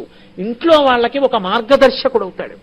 కాబట్టి మాఘశుద్ధ పూర్ణిమ కుమారధార యందు స్నానం చేయాలి. కానీ మాఘశుద్ధ పూర్ణిమ కుమారధారా స్నానానికి ఒక నియమం ఉంది. మధ్యాహ్నం 12 గంటలకి చెయ్యాలి. అది అన్ని వేళలా చేసేది కాదు. మాఘశుద్ధ పూర్ణిమ మధ్యాహ్నం 12 గంటలకి మాత్రమే 63 కోట్ల తీర్థములు ఆవహిస్తాయని. కాబట్టి కాశీపట్టణంలో గంగానదిలో మణికర్ణికా తీర్థంలో మధ్యాహ్నం 12 గంటలకి ప్రతిరోజు ఎలా స్నానం చేస్తారో అలా మాఘశుద్ధ పూర్ణిమ మధ్యాహ్నం 12 గంటల వేళ కుమారధారకి ప్రత్యేకత. ఇక పాపనాశనం పాండవ తీర్థము కుమారధార తర్వాత వచ్చేటటువంటిది తుంబురు తీర్థం. తుంబురు తీర్థం అక్కడే గుహలో తరిగొండ వెంగమాంబ గారు చాలా కాలం ఉన్నారు. వెంకటేశ్వర స్వామి వారు ఆవిడతో మాట్లాడుతుండేవారు. ఆవిడ మొరపెట్టుకుంది, జనం విపరీతంగా వచ్చేస్తున్నారు, కొన్ని వేల మంది వెళ్ళిపోయేవారు ఆవిడ దర్శనానికి. ఆవిడ వ్రాసిన వెంకటాచల మహాత్యం పుస్తకాన్ని వ్రాతపతి వ్రాసి తెచ్చుకుని ఒక్కసారి చదువుకుంటే పెళ్లి కాని ఆడపిల్లలకి పెళ్లిళ్ళు అవుతాయి. అసలు తరిగొండ వెంగమాంబ గారు రాసిన వెంకటాచల మహాత్యం పుస్తకం ఇంట్లో లేకపోతే ఆ ఇంట్లో ఏదో కొద్దిగా తెలుసుకోవలసిన విషయం తెలుసుకుని ఉంచుకోవలసిన పుస్తకం ఉంచుకోని వారు అని తెలిసిపోతుంది. ఓ ఇంట్లో పుస్తకాలు కనపడ్డాయనుకోండి, తరిగొండ వెంగమాంబ గారి వెంకటాచల మహాత్యం ఉందా అండి అని అడిగారనుకోండి, ఆయనకి ఎంత ముఖ్యమైన పుస్తకం ఉంచుకోవలసిన అవసరం ఉందన్న దాని మీద కొంత సాధన చేసి ఉన్నాడా లేదా అన్నది అర్థమైపోతుంది. అసలు నా వ్యక్తిగత అభిప్రాయం అయితే వెంకటాచలం వెళ్ళినప్పుడు కొద్ది సమయాన్ని కేటాయించుకుని చక్కగా అందరూ కూర్చుని తరిగొండ వెంగమాంబ గారి బృందావనంలో వెంకటాచల మహాత్యాన్ని చదువుకోవడం కన్నా మంచి పని ఇంకొకటి లేదు. అంతటి మహాతల్లి. ఆవిడికి వెంకటేశ్వర స్వామి చెప్పారు, ఇక్కడ ఉండకు, ఇక్కడ ఉంటే జనం ఇలాగే వచ్చి నీ దర్శనమని ఇబ్బంది పెడుతున్నారు, నువ్వు తుంబురు తీర్థానికి వెళ్ళిపోయి తుంబురు కోణలో ఉండన్నారు. అంటే ఆవిడ తుంబురు కోణలోనే ఒక గుహలో ఉండేది. ఒకనాడు ఆవిడ స్నానం చేసి వస్తూ ఉంటే ఒక బ్రాహ్మణుడు చూసేశాడు. ఆయన కుష్ఠవ్యాధిగ్రస్తుడు. ఆమె యొక్క అనుగ్రహం చేత పోయింది. పోతే ఆవిడంది, నేను ఇక్కడ ఉన్నానని ఎవరికీ చెప్పకు, చెపితే నీ తల పగిలిపోతుందండి. ఆయన మళ్ళీ తిరుమల వెళ్ళాడు. నీకు వ్యాధి ఉండేది కదా, పోయింది, ఇలా ఎందుకయింది, ఏమైంది, ఎవరిని చూసావు, చెప్పు చెప్పు చెప్పు చెప్పు అంటే ఆపుకోలేక చెప్పేశాడు. చెప్పి ప్రమాదానికి లోనైతే జనం మళ్ళీ తుంబురు కోనకి వెళ్ళిపోయారు. తల్లికి ఏం చెయ్యాలో అర్థం కాక వెంకటేశ్వరుణ్ణి అడిగితే సజీవ సమాధిలో ఉండమంటే తల్లి సజీవ సమాధిలో ఉంది. అంతటి మహాతల్లి తరిగొండ వెంగమాంబ గారంటే. ఇప్పటికీ తరిగొండ వెంగమాంబ గారి యొక్క ముత్యాల హారతితోనే వెంకటాచలంలో కార్యక్రమాలు పరిసమాప్తమవుతాయి. ఆవిడ పేరు చెప్తే నన్ను నమ్మండి, నిండు విశ్వాసంతో చెప్తున్నాను, తరిగొండ వెంగమాంబ గారి పేరెత్తితే వెంకటరమణుడు పరమ ప్రీతి పొందుతాడు. అంతటి మహాభక్తురాల తల్లి. అటువంటి తల్లి అక్కడే ఆ తుంబురు కోన దగ్గరే ఉన్నది తుంబురు తీర్థం. తుంబురు తీర్థంలో ఫాల్గుణ మాసంలో ఉత్తర ఫల్గుణీ నక్షత్రంలో స్నానం చేసినటువంటి వారెవరుంటారో వారికి ఇక పునర్జన్మ లేదు. అంత గొప్ప స్నానం తుంబురు తీర్థంలో స్నానం అంటే. తుంబురు తీర్థం కుమారధార ఈ రెండూ పునర్జన్మ రాహిత్యానికి హేతువులు. ఎంతటి పాపాన్ని పక్కకి పెట్టి ధార్మికమైన కోరిక తీరేటట్టుగా చెయ్యగలిగినటువంటి అనన్య సామాన్యమైన శక్తి కలిగినటువంటి తీర్థములు. ఇంత గొప్ప తీర్థములు కనీసంలో కనీసం 63 కోట్ల తీర్థాలలో మనం స్నానం చెయ్యలేకపోయినా ఈ 7 తీర్థాల్లో ఆయా నైమిత్తిక తిథులలో స్నానం చేసేటటువంటి ప్రయత్నమైనా చెయ్యవలసి ఉంటుంది. దాని వలన నేను మీతో ఒక యథార్థం చెప్తున్నాను.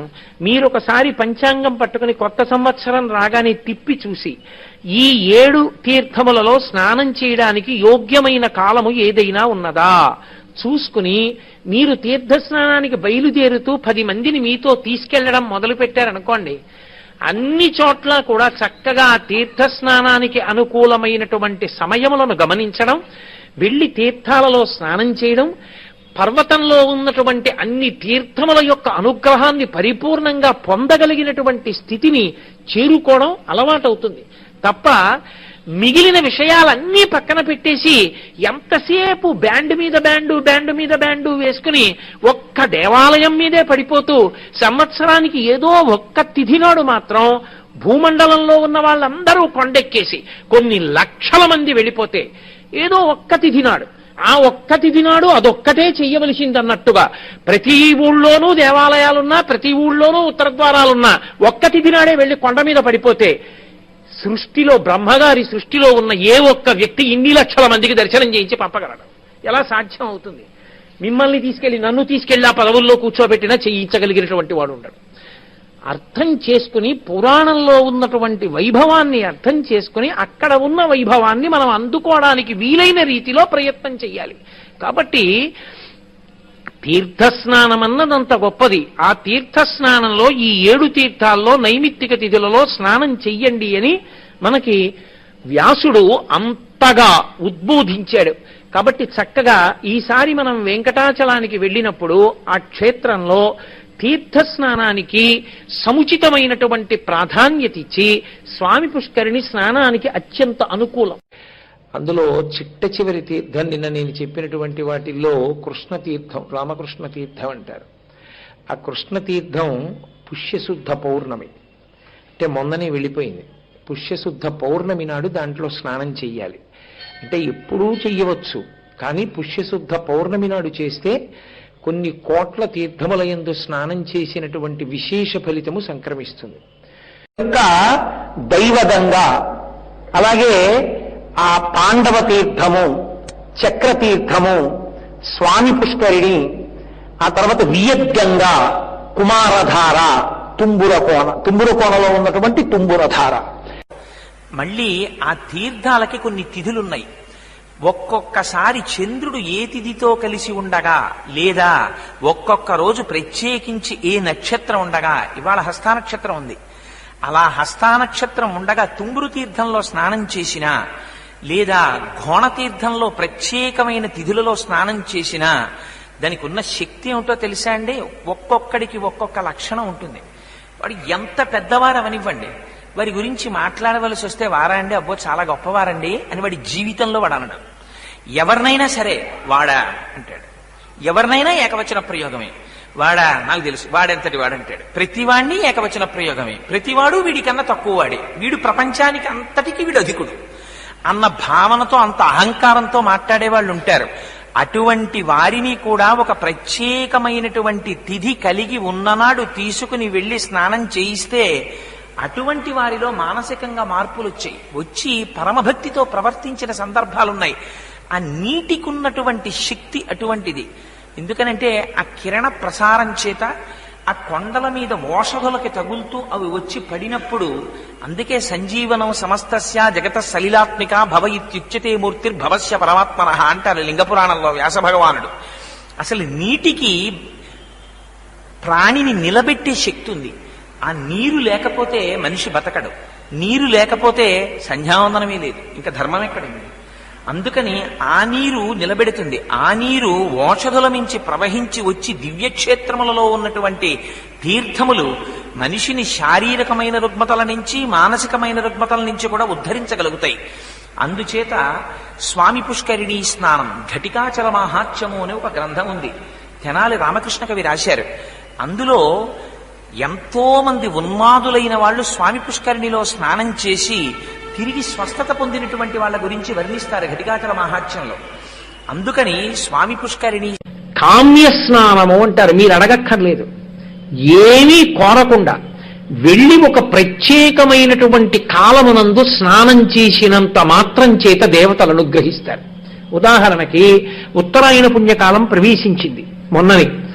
ఉత్తరాయణ పుణ్యకాలం ప్రవేశించినటువంటి సమయాన్ని పర్వం అంటారు. ఆ పర్వమునందు వెళ్లి నదీ స్నానమో, లేదా ఏ స్వామి పుష్కరిణియో, లేదా ఏ మణికర్ణికా తీర్థమునందో స్నానం చేశారనుకోండి, అది కామ్య స్నానం అవుతుంది. మీరు కోరకపోయినా ఆ స్నానం మీకు ఎప్పటి నుండో ఉండిపోయిన ధార్మికమైన కోరిక తీరడానికి మార్గం అవుతుంది. సనాతన ధర్మంలో ఉన్న వైభవాలలో అదొకటి. కేవల స్నానం అని మీరు అనుకోకండి, ఒక్క స్నానం అంత గొప్పది. అందుకే సంవత్సరంలో కనీసం ఏదో ఒక్కటైన నియమం ఉండాలి.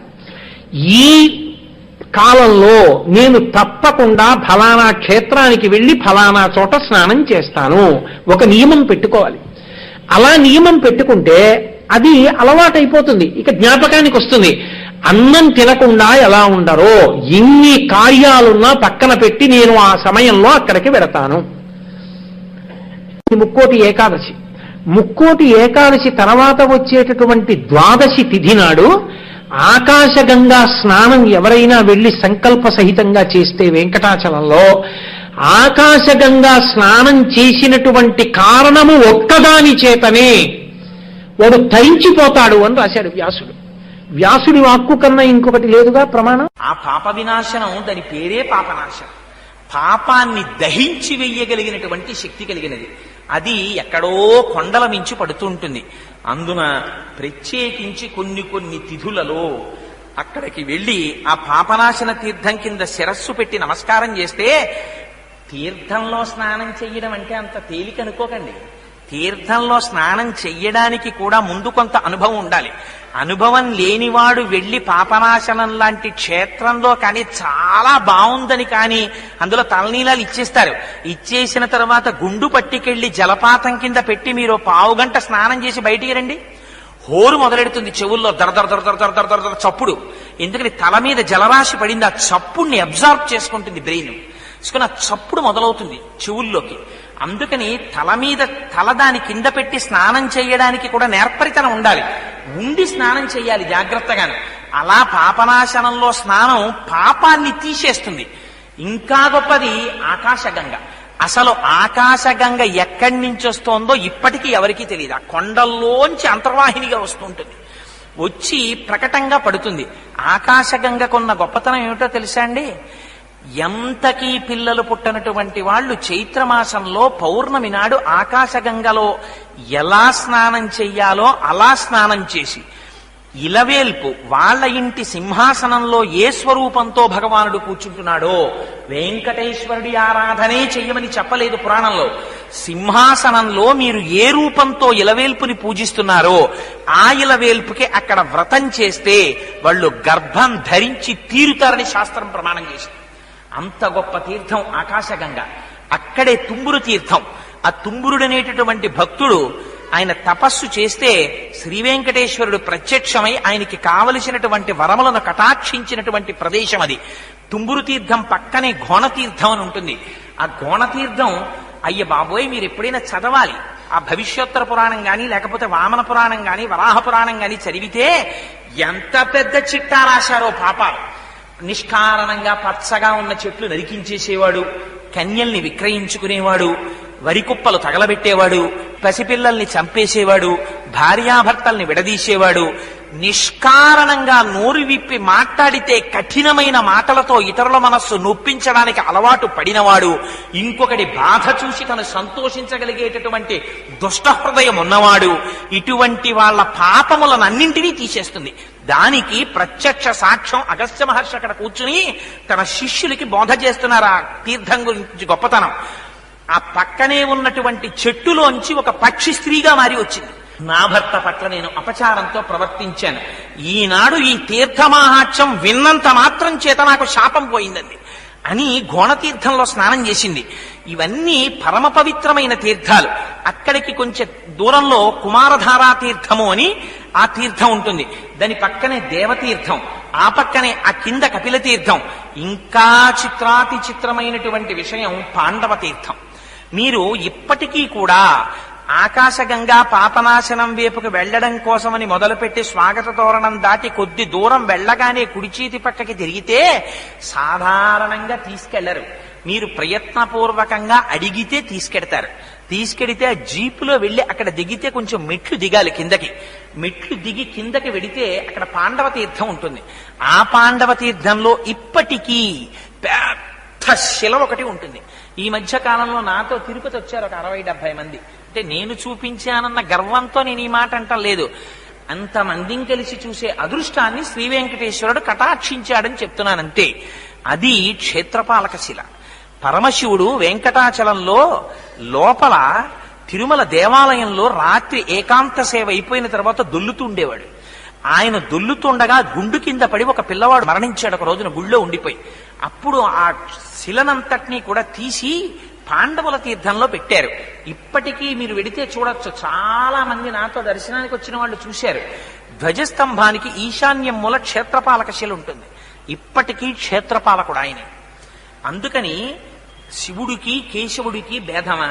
మీరు ద్రాక్షారామం వెళ్ళండి, అక్కడ సాక్షాత్తుగా శ్రీ మహావిష్ణువు పరమశివుడికి క్షేత్రపాలకుడై ఉంటారు. అందుకే సంధ్యావందనం చేస్తే శివస్య హృదయం విష్ణుర్విష్ణోశ్చ హృదయం శివ యథా శివమయో విష్ణురేవం విష్ణుమయ శివ యథాంతరం న పశ్యామి తథా మే స్వస్తిరాయుషి అని అడుగుతాం. శివకేశవుల మధ్య భేదమును చూడని రీతిలో నా బుద్ధి ఈ ప్రపంచమును అనుభవించుగాక అని. అందుచేత అదిగో శివకేశవుల మధ్య భేదము లేని రీతిలో పాండవులు ఆనాడు కురుక్షేత్ర యుద్ధంలో కొన్ని కోట్ల మందిని సంహరించిన తరువాత వచ్చినటువంటి పాపాన్ని తీసేయడం కోసమని కృష్ణ పరమాత్మ పాండవుల్ని తీసుకొచ్చి అక్కడ ఉంచారు చాలా కాలం. మీరు ఇప్పటికీ ఆ చీకట్లో గుహలోకి దూరి చూస్తే పాండవులు, కృష్ణుడు, కుంతి, ద్రౌపది వీళ్ళందరివి చిత్రాలు కనపడతాయి రాళ్ల మీద చిక్కి. లోపలికి వెళ్లి చూడొచ్చు. అక్కడ ఉన్నవాళ్ళు మనకి వివరించి పాపం చెప్తారు కూడా. వాళ్ళు ఆ నీళ్లలోనే ఉంటుంది పెద్ద గుండు, క్షేత్రపాలక గుండు. అదిగో ఆ పాండవ తీర్థం ఉంది. అసలు ఇంకొక విచిత్రం చెప్పనా? అన్నిటికన్నా చాలా గొప్ప విషయం, వెంకటాచలంలో పరమేశ్వరుని యొక్క ఆస్తిత్వానికి తిరుగు లేని నిదర్శనం హాతీరాం బావాజీ గారి యొక్క సజీవ సమాధి వేణుగోపాల స్వామి వారి మందిరం పక్కనుంది. ఆయన ప్రతిరోజు సాయంకాలం అయ్యేటప్పటికీ వెంకటేశ్వర స్వామి వారు ఆయన దగ్గరికి వెళ్ళి, ఆయన పేరేమిటో కూడా ఎవరికీ తెలియదు, ఆయనతో కలిసి పాచికలు ఆడుతుండేవారు. పాచికలు ఆడుతుంటే అది రాజుకి తెలిసింది. వెంకటేశ్వరుడితో పాచికలాడమా అని ఆయన్ని తీసుకెళ్లి ఒక గదిలో బంధించాడు. బంధించి ఆ గది నిండా చెరుకు పడేశాడు. పడేస్తే ఆయన స్వామిని ప్రార్థన చేశారు. భక్తులకి రక్షకుడెవరు? పరమాత్మే. ఆయన్ని ప్రార్థన చేస్తే ఏనుగు రూపంలో వచ్చి ఆ చెరుకునంతటినీ తినేశారు. హాతీ అంటే ఏనుగు రూపంలో వచ్చినటువంటి పరమాత్మ చేత తను రక్షింపబడమనేటటువంటి పరమేశ్వరుని యొక్క లీల ప్రకటింపబడడానికి హేతువైన వాడు కనుక ఆయనని హాతీరాం అని పిలిచారు. ఆయన సజీవ సమాధిలో ఉంటారు ఇప్పటికీ వేణుగోపాల స్వామి మందిరం పక్కనే. ఆయన శిష్యులు మధ్యాహ్నం వరకు అక్కడ ఉండి, మీరు దర్శనానికి వెడితే గట్టిగా మాట్లాడకండి, గట్టిగా మాట్లాడకండి అంటుంటారు. అక్కడే మీరు వెడితే ఒక చిత్రమైనటువంటి ఆకు ఉంటుంది. అది అస్తమానం దొరికేటటువంటి ఆకు కాదు. ఆ ఆకు ప్రసాదంగా ఇస్తారు. ఇంటికి పట్టుకెడతానండి అంటే ఇవ్వరు, ఇక్కడే తినాలంటారు. ఆ ఆకు ఇస్తారు. ఆ ఆకు నములుతారు, నవిలి ప్రసాదంగా స్వీకరిస్తారు. వెంకటాచలంలో ఎన్ని విచిత్రాలున్నాయో సభాముఖంగా చెప్పచ్చో చెప్పకూడదో నాకు తెలియదు, కానీ ఒక్క విషయం మాత్రం చెప్పి ఆపేస్తాను ఆ విషయాలు. ఎందుకంటే ఇంకా అంతకన్నా సభాముఖంగా చెప్పకూడదు కనుక. మీరు ఇప్పటికీ వెంకటాచలంలో శిలాతోరణాన్ని దాటి ఇంకొంచెం ముందుకెడితే వెంకటేశ్వర స్వామి వారు కార్తీక మాసంలో ఏకాదశి నాడు అనుకుంటాను స్నానం చెయ్యడానికి వస్తారు. అక్కడికి పల్లకీలో తీసుకొస్తారు. అక్కడ స్నానం చెయ్యడం కోసం వేచి ఉన్న వాళ్ళకి స్వామికి నివేదన చేసిన చక్ర పొంగలి అవి పెడతారు అక్కడ. అది కూడా దాటి కొండల లోపలికి వెడితే ఇప్పటికీ గుహలలో ఈ ఎముకలు ఉరప్పంజరాలు బయటికి వచ్చి తపస్సు చేస్తున్నటువంటి మహాపురుషులున్నారు. మీరు నమ్మి తీరవలసింది. కానీ తొందరపడి గభాలన వెళదామని ప్రయత్నం మాత్రం చెయ్యకండి. ఉన్నారు పరమ సత్యం. చాలా మంది పెద్దలు ఇప్పటికీ వెంకటాచలంలో తపస్సు చేస్తుంటారు. ఇంకొక మాట, వెంకటాచలంలో ప్రకటంగా మీ కంటికి కనపడచ్చు, కంటికి కనపడకపోవచ్చు.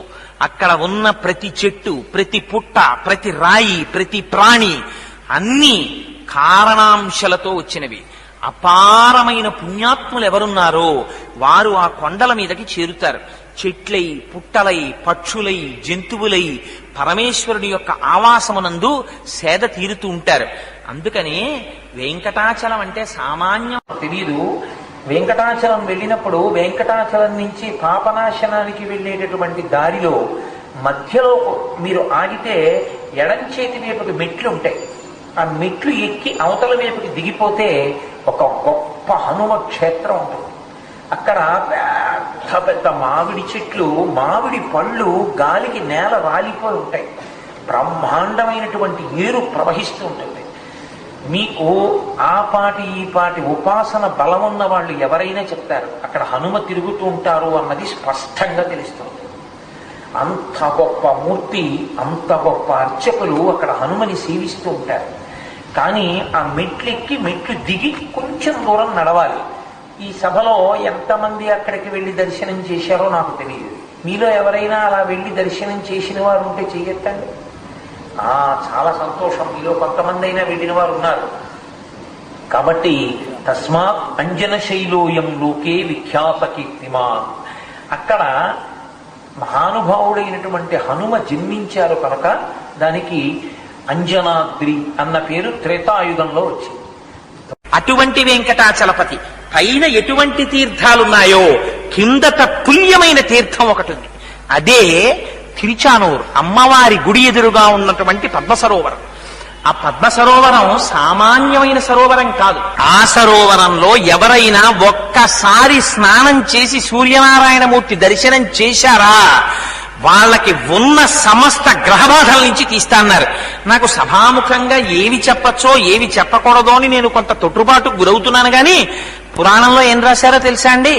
ఎవరికైనా ఉద్యోగం పోతే, భార్యాబిడ్డల్ని కూడా పోషించుకోలేకపోతే తిరుచానూరు వెళ్ళిపోయి 40 రోజులు పద్మసరోవరంలో స్నానం చేసి రోజు అమ్మవారి దర్శనం చేస్తే వాడు పోగొట్టుకున్న వైభవాన్ని 41వ రోజున పొందేస్తాడని రాశారు. అంత గొప్ప సరోవరం అమ్మవారు ప్రమాణం చేసింది. అమ్మవారు భృగు మహర్షి శ్రీ మహావిష్ణువు యొక్క వక్షస్థలం మీద తన్నేరడి కోపం వచ్చి, నిజంగా తల్లికి కోపం వస్తుందా? మిషబెట్టింది మనం ఉద్ధరించడానికి. కొల్హాపురం వచ్చింది తల్లి. ఆవిడ ఎక్కడుండదు, ఎప్పుడూ అయ్యవారితోనే ఉంటుంది. కానీ ఏకదేరమూర్తిగా వెలియాలి స్వామి. అందుకని అక్కడ వెలిసింది పద్మావతి అమ్మవారు తిరుచానూరులో. వస్తే అశరీరవాణి వాక్కు విని పద్మపురాణం ప్రకారం అయితే శ్రీనివాసుడు 14 సంవత్సరములు తపించాడు. అమ్మవారు రావడం కోసమని స్వయంగా శ్రీ మహావిష్ణువు తన గదతో తవ్వినటువంటి తటాకం అది. తన గదాదండంతో తవ్వి అమ్మవారు ఆవిర్భవించడం కోసం 3 పూట్ల సహస్ర సువర్ణ కమలములతో అమ్మవారికి అర్చన చేశారు. చేసి సాక్షాత్తుగా స్వర్గలోకం నుంచి వాయుదేవుడిచే సువర్ణ కమలములను తెప్పించారు. తెప్పించి ఆ కమలములన్నింటినీ కూడా పద్మసరోవరం నిండా నింపి, కమలం ఆ పద్మం ఎప్పుడు విచ్చుకుని ఉండాలంటే ఎదురుగుండా సూర్యుడు ప్రకాశిస్తూ కిరణాలు పడాలి. అందుకని శ్రీనివాసుడు చేసినటువంటి గొప్ప విశేషం ఏమిటో తెలుసా అండి? సూర్యనారాయణమూర్తిని తీసుకొచ్చి పద్మసరోవరానికి ఎదురుగుండా ప్రతిష్ఠ చేశారు. ఆయన పాదాల దగ్గర కూర్చునే తపస్సు చేశారు. సాక్షాత్తుగా వెంకటేశ్వర స్వామి వారు కూర్చున్నటువంటి ప్రదేశం దగ్గరికి వెళ్ళి మీరు కూర్చోవచ్చు. ఆనంద నిలయం లోపలికి మేము వెళ్ళలేకపోతున్నామని మనం ఏం బెంగబెట్టుకోక్కర్లేదు. ఆయన కూర్చున్న చోట మనం కూర్చోవచ్చు. సూర్యనారాయణమూర్తి పాదాల దగ్గర కూర్చున్నారు. ఇప్పటికీ ఉంది సూర్యనారాయణమూర్తి గుడి. పెద్ద మూర్తి నిలబడి ఉంటారు. ఆయనకి అభిముఖంగా ఉంటుంది పద్మసరోవరం. ఆ పద్మసరోవరంలో 14 సంవత్సరాల తపస్సు తర్వాత వేదవతి, పద్మావతి, లక్ష్మీదేవి అందరూ ఆవిడే. ఆ అమ్మవారే అలా ఉంటుంది. కైలాసే పార్వతీత్వంచ క్షీరోదే సింధు కన్యకా స్వర్గే చ స్వర్గలక్ష్మిస్తం మత్స్యలక్ష్మిశ్చ భూతలే వైకుంఠే చ మహాలక్ష్మిర్దేవదేవి సరస్వతి గంగా చ తులసీత్వంచ సావిత్రి బ్రహ్మలోకగా కృష్ణ ప్రాణాదిదేవీత్వం గోలోకే రాధికా స్వయం రాసే రాసేశ్వరీత్వంచ బృందా బృందావనే కృష్ణ ప్రియాత్వం భాండీరే చంద్రా చందనకాననే విరజా చంపకవనే శతశృంగే చ సుందరి పద్మావతి పద్మవనే మాలతీ మాలతీవనే కుందదంతా కుందవనే సుశీలా కేతకీవనే. ఇలా ఆ తల్లి రాజ్యలక్ష్మి రాజగేహే గృహలక్ష్మి గృహే గృహే ప్రతి చోట ఉందా అమ్మవారు. అందుకనే ఆ తల్లి, అందుకే స్వామి సుప్రభాతంలో ప్రపత్తిలో ఒక మాట చెప్తారు. లక్ష్మీ మహీత తనురూప నిజానుభావ నీలాది దివ్య మహిషీకర పల్లవానాం ఆరుణ్య సంక్రమణత కిల సాంద్ర రాగౌ శ్రీ వెంకటేశ చరణౌ శరణం ప్రపత్యే అని. స్వామి తన కుడి చేతిని ఇలా పెట్టుకుని ఆ శేషుడి మీద పడుకుంటే, స్వామి 2 కాళ్ళు ఇలా చాపుకు పడుకుంటేట శ్రీ మహాలక్ష్మికి అన్నిటికన్నా ఇష్టమైంది ఏమిటో తెలుసా అండి? అయ్యవారి పాదాలు వస్తడం అంటే ఇష్టం. అందుకే శ్రవణం కీర్తనం విష్ణోహ స్మరణం పాదసేవనం అర్చనం వందనం దాస్యం సఖ్యం ఆత్మనివేదనం అని భక్తి 9 విధాలు. శ్రవణం అంటే వినడానికి ప్రహ్లాదుడు, కీర్తనం చెప్పడానికి శ్రీశుకుడు, కీర్తనం విష్ణోహ స్మరణం తలుచుకోవడానికి ప్రహ్లాదుడు, స్మరణం విష్ణోహ పాదసేవనం పాదములు ఒత్తడానికి లక్ష్మీదేవి. ఆ తల్లి స్వామి పడుకుని 2 కాళ్ళు చాపితే స్వామి పాదములు ఒత్తడానికని వచ్చి పరవశించిపోయి నేనొక్కదాన్నిగా ఒత్తడం ఏమిటని తానే నీలాదేవిగా, తానే భూదేవిగా, తానే లక్ష్మీదేవిగా, తానే పద్మావతిగా మారి అటువైపు ఇటువైపు నిలబడి నల్లగా ఉండేటటువంటి స్వామి పాదముల మీద ఎర్రటి అమ్మవారి చేతులు వేసి, అసలే ఎర్ర తామర వంటి చేతులు, ఆ చేతులు స్వామివారి నల్లటి కాళ్ళ మీద పెట్టి ఒత్తుతుంటే అయ్యవారి నల్లని కాళ్ళల్లోంచొస్తున్న కాంతి, ఆయన కట్టుకున్న పట్టు పీతాంబరంలోంచొస్తున్న కాంతి, అమ్మవారి చేతులతో ఒత్తినప్పుడు ఆ వేళ్ల మధ్యలోంచి వచ్చేటటువంటి ఎర్రటి కాంతి, ఈ మూడు కాంతులతో కలిపి ఒక కొత్త కాంతి పుట్టి నీ పాదములలోంచి పైకొస్తుంటే అటువంటి పాదములను నేను శరణుజొత్తుతున్నానయా వెంకటేశ్వర అంటారు. అది అందుకని నీలాది దివ్య మహిషీకర పల్లవానాం ఆరుణ్య సంక్రమణత కిలసాంద్ర రాగౌ శ్రీ వెంకటేశ చరణౌ శరణం ప్రపద్యే. అటువంటి వెంకటేశ్వర చరణములకు నేను శరణాగతి చేస్తున్నానంటారు. అటువంటి పరమాత్మ ఆ తల్లి ఆ పద్మ సరోవరంలో ఉండేటటువంటి పద్మములోంచి ఆవిర్భవించింది. అందుకని ఆవిడికి పద్మావతి అని పేరు. ఆ తల్లి ఎంత దయ కలిగినటువంటి తల్లి అంటే, అమ్మ అక్కడ ఆవిర్భవించడానికి ప్రధానమైన కారణం ఏమిటో తెలుసా అండి? ఏడుకొండల మీద ఉన్నటువంటి వెంకటేశ్వర స్వామి వారు ఒకనాటికి ఒకనాడు ఎప్పుడైనా కర్మాకర్మ ఫల ప్రదాత అయి నిలబడతారు. ఎందుకని? శ్వేతవరాహ కల్పం అయిపోయేంత వరకు ఆయనే పరిపాలకుడు లోకానికి. అందుకని వీడి పని చేశాడు, నేను ఎలా రక్షిస్తాను అంటారేమోనని సౌలభ్యం ఏమిటో తెలుసా అండి? వీడు 7 కొండలు ఎక్కుతాడో ఎక్కలేడో. ఇప్పుడంటే బస్సులు వచ్చాయి, కారులు వచ్చాయి, జీపులు వచ్చాయి. ఒకనాడవేం లేవు. కొండ మీదకి వెళ్ళడానికి గడగడ వణికిపోయేవారు. ఎముకలు కురికేసే చలి, ఎక్కడ చూసినా పాములు, ఎక్కడ చూసినా విషక్రిములు, పెద్ద పెద్ద దోమలు. అసలు వెంకటాచలం కొండ మీదకి వెళ్లి ఎవరు ఉండలేకపోయేవారు. అటువంటి స్థితిలో అందరూ వెళ్ళగలుగుతారు, వెళ్ళలేకపోతారని అందుకని వేదాంత దేశికులు దయాశతకం అన్నారు. అయ్యవారి యొక్క దయ ముద్దగా మారిపోతే అమ్మవారైపోయింది. అమ్మవారైపోయి అమ్మవారిగా క్షేత్రంలో కింద ఉంది పద్మావతీదేవి. ఆ తల్లి కారుణ్యం అంతా ఇంత అని చెప్పడం కుదరదు. ఆ తల్లి యొక్క వైభవం ఏమిటో తెలుసా అండి? పద్మావతి అమ్మవారిది. ఆవిడ పంచమి తిథి నాడు శుక్రవారం నాడు మిట్ట మధ్యాహ్నం అభిజిత్ నక్షత్రంలో ఉత్తరాషాఢ నక్షత్రంలో కార్తీక మాసంలో అమ్మవారు ఆవిర్భవించింది పద్మాలలోంచి. ఆవిడ అప్పుడే ఆవిర్భవించిందా? అంతకు ముందు ఉన్నది. పద్మావతిగా పేరు మార్చుకుని వచ్చింది. వచ్చి వెంకటేశ్వర స్వామి వారిని అలరించింది. ఆయన పట్టపురాణి అయింది. మనకున్న గొప్పతనం ఏమిటో తెలుసా అండి? వెంకటాచలంలో మిగిలిన ఏ క్షేత్రంలో కూడా అసలు శ్రీ మహావిష్ణువు అమ్మవారి కోసమని ప్రత్యేకంగా తాను నడిచి వెళ్ళడం అన్నది మీరు వినరు. ఎప్పుడూ ఆయన గుండెల్లోనే ఉంటుంది. ఒక్క వెంకటాచలంలో చిత్రం ఏమిటో తెలుసా? ప్రతిరోజు స్వామి అమ్మ కోసం 7 కొండలు దిగి అమ్మవారి దగ్గరికి వెళ్ళవలసింది. అయ్యని కిందకి దింపగలిగిన శక్తి ఉన్నది అమ్మ ఒక్కతకే. అయ్య అమ్మ దగ్గరికి రావలసిందే. మిగిలినప్పుడు అయ్యవారు చాలా హడావిడిగా ఉంటారేమో కానీ అమ్మ దగ్గరికి వచ్చినప్పుడు మాత్రం పరమ ప్రశాంతంగా ఉండవలసిందే. 7 కొండలు ఎక్కలేకపోయానని బెంగెట్టుకోక్కర్లేదు. అమ్మ పాదాలు పట్టుకున్నవాడు కూడా ధన్యుడే. ఇది అమ్మ సౌలభ్యం. అక్కడే సూర్యనారాయణమూర్తి ఉన్నారు. చాలా మంది తెలియక అక్కడ సూర్యనారాయణమూర్తి ఉన్నారని కూడా తెలుసుకోక దర్శనం చెయ్యరు. నేను ఎందుకు ఈ మాట అంటున్నానంటే, తిరుచానూరులో సూర్యనారాయణమూర్తి దర్శనం చేశారా అని నేను చాలా మందిని తిరుమల వెళ్ళిన వాళ్ళని అడిగితే సూర్యనారాయణమూర్తి ఎక్కడున్నారండి అని అడుగుతుంటారు. కానీ ఉన్నారు స్వామి. ఆ సూర్యనారాయణుడు ఆరోగ్యం భాస్కరాదిచ్చేత్. వెళ్ళి సూర్యనారాయణుడికి ప్రదక్షిణం చేసి ఒక్క నమస్కారం చేశారా, ఆయన పొంగిపోయి ఆరోగ్యం ఇస్తాడు, సమస్త సంపదలనిస్తాడు. అటువంటి భాస్కరుడు, అటువంటి సూర్యనారాయణమూర్తి తిరుచానూరులో పద్మావతీ సరోవరానికి ఎదురుగుండా వెలిచి ఉన్నారు. మీరు ఇంకా చూడగలిగితే సూర్యనారాయణమూర్తి గుడి పక్కనే శిథిలమవుతున్నట్టుగా కనపడేటటువంటి ఒక చిన్న గుడి ఒకటి కనపడుతుంది. మీరు లోపలికి వెళ్ళి చూడండి. అక్కడ ఉన్న ఒక వృద్ధ అర్చక స్వామి ఎంత వాత్సల్యంతో ఉంటారో మహానుభావుడు. లోపల శుకబ్రహ్మ ఉంటారు, అక్కడ సిద్ధి గణపతి ఉంటారు. మీకు ఎక్కడ గణపతి లేచి నిలబడి ఉండరు. ఆ గుళ్ళో స్వామి గణపతి లేచి నిలబడతారు. ఆ గుడంతా గంటలు కట్టేసి ఉంటాయి. ఎవరికైనా కోరికలు తీరకపోతే అక్కడ గంట కడతారు.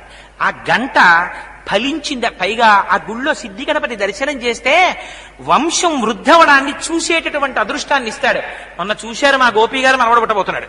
అందుకని అదిగో వంశం ఇస్తారు. వంశం ఇవ్వగలిగినటువంటి సిద్ధి గణపతి ఉన్నాడు. అక్కడే శుకబ్రహ్మ ఉన్నారు, పద్మావతి శ్రీనివాసులు ఉన్నారు. ఇంకా చిత్రం ఏమిటో తెలుసా అండి? పిల్లలు పుట్టలేదని పరితపించిపోయే వారికి సంతానకారకుడైన సంతాన కృష్ణుడున్నాడు. ఆయన్ని చిన్న ఉయ్యాల్లో పడుకోబెట్టి వటపత్రశాయిలా నోట్లో వేలు పెట్టుకున్నట్టుగా ఉంటాడు. మన చేతిలో పెడతారు.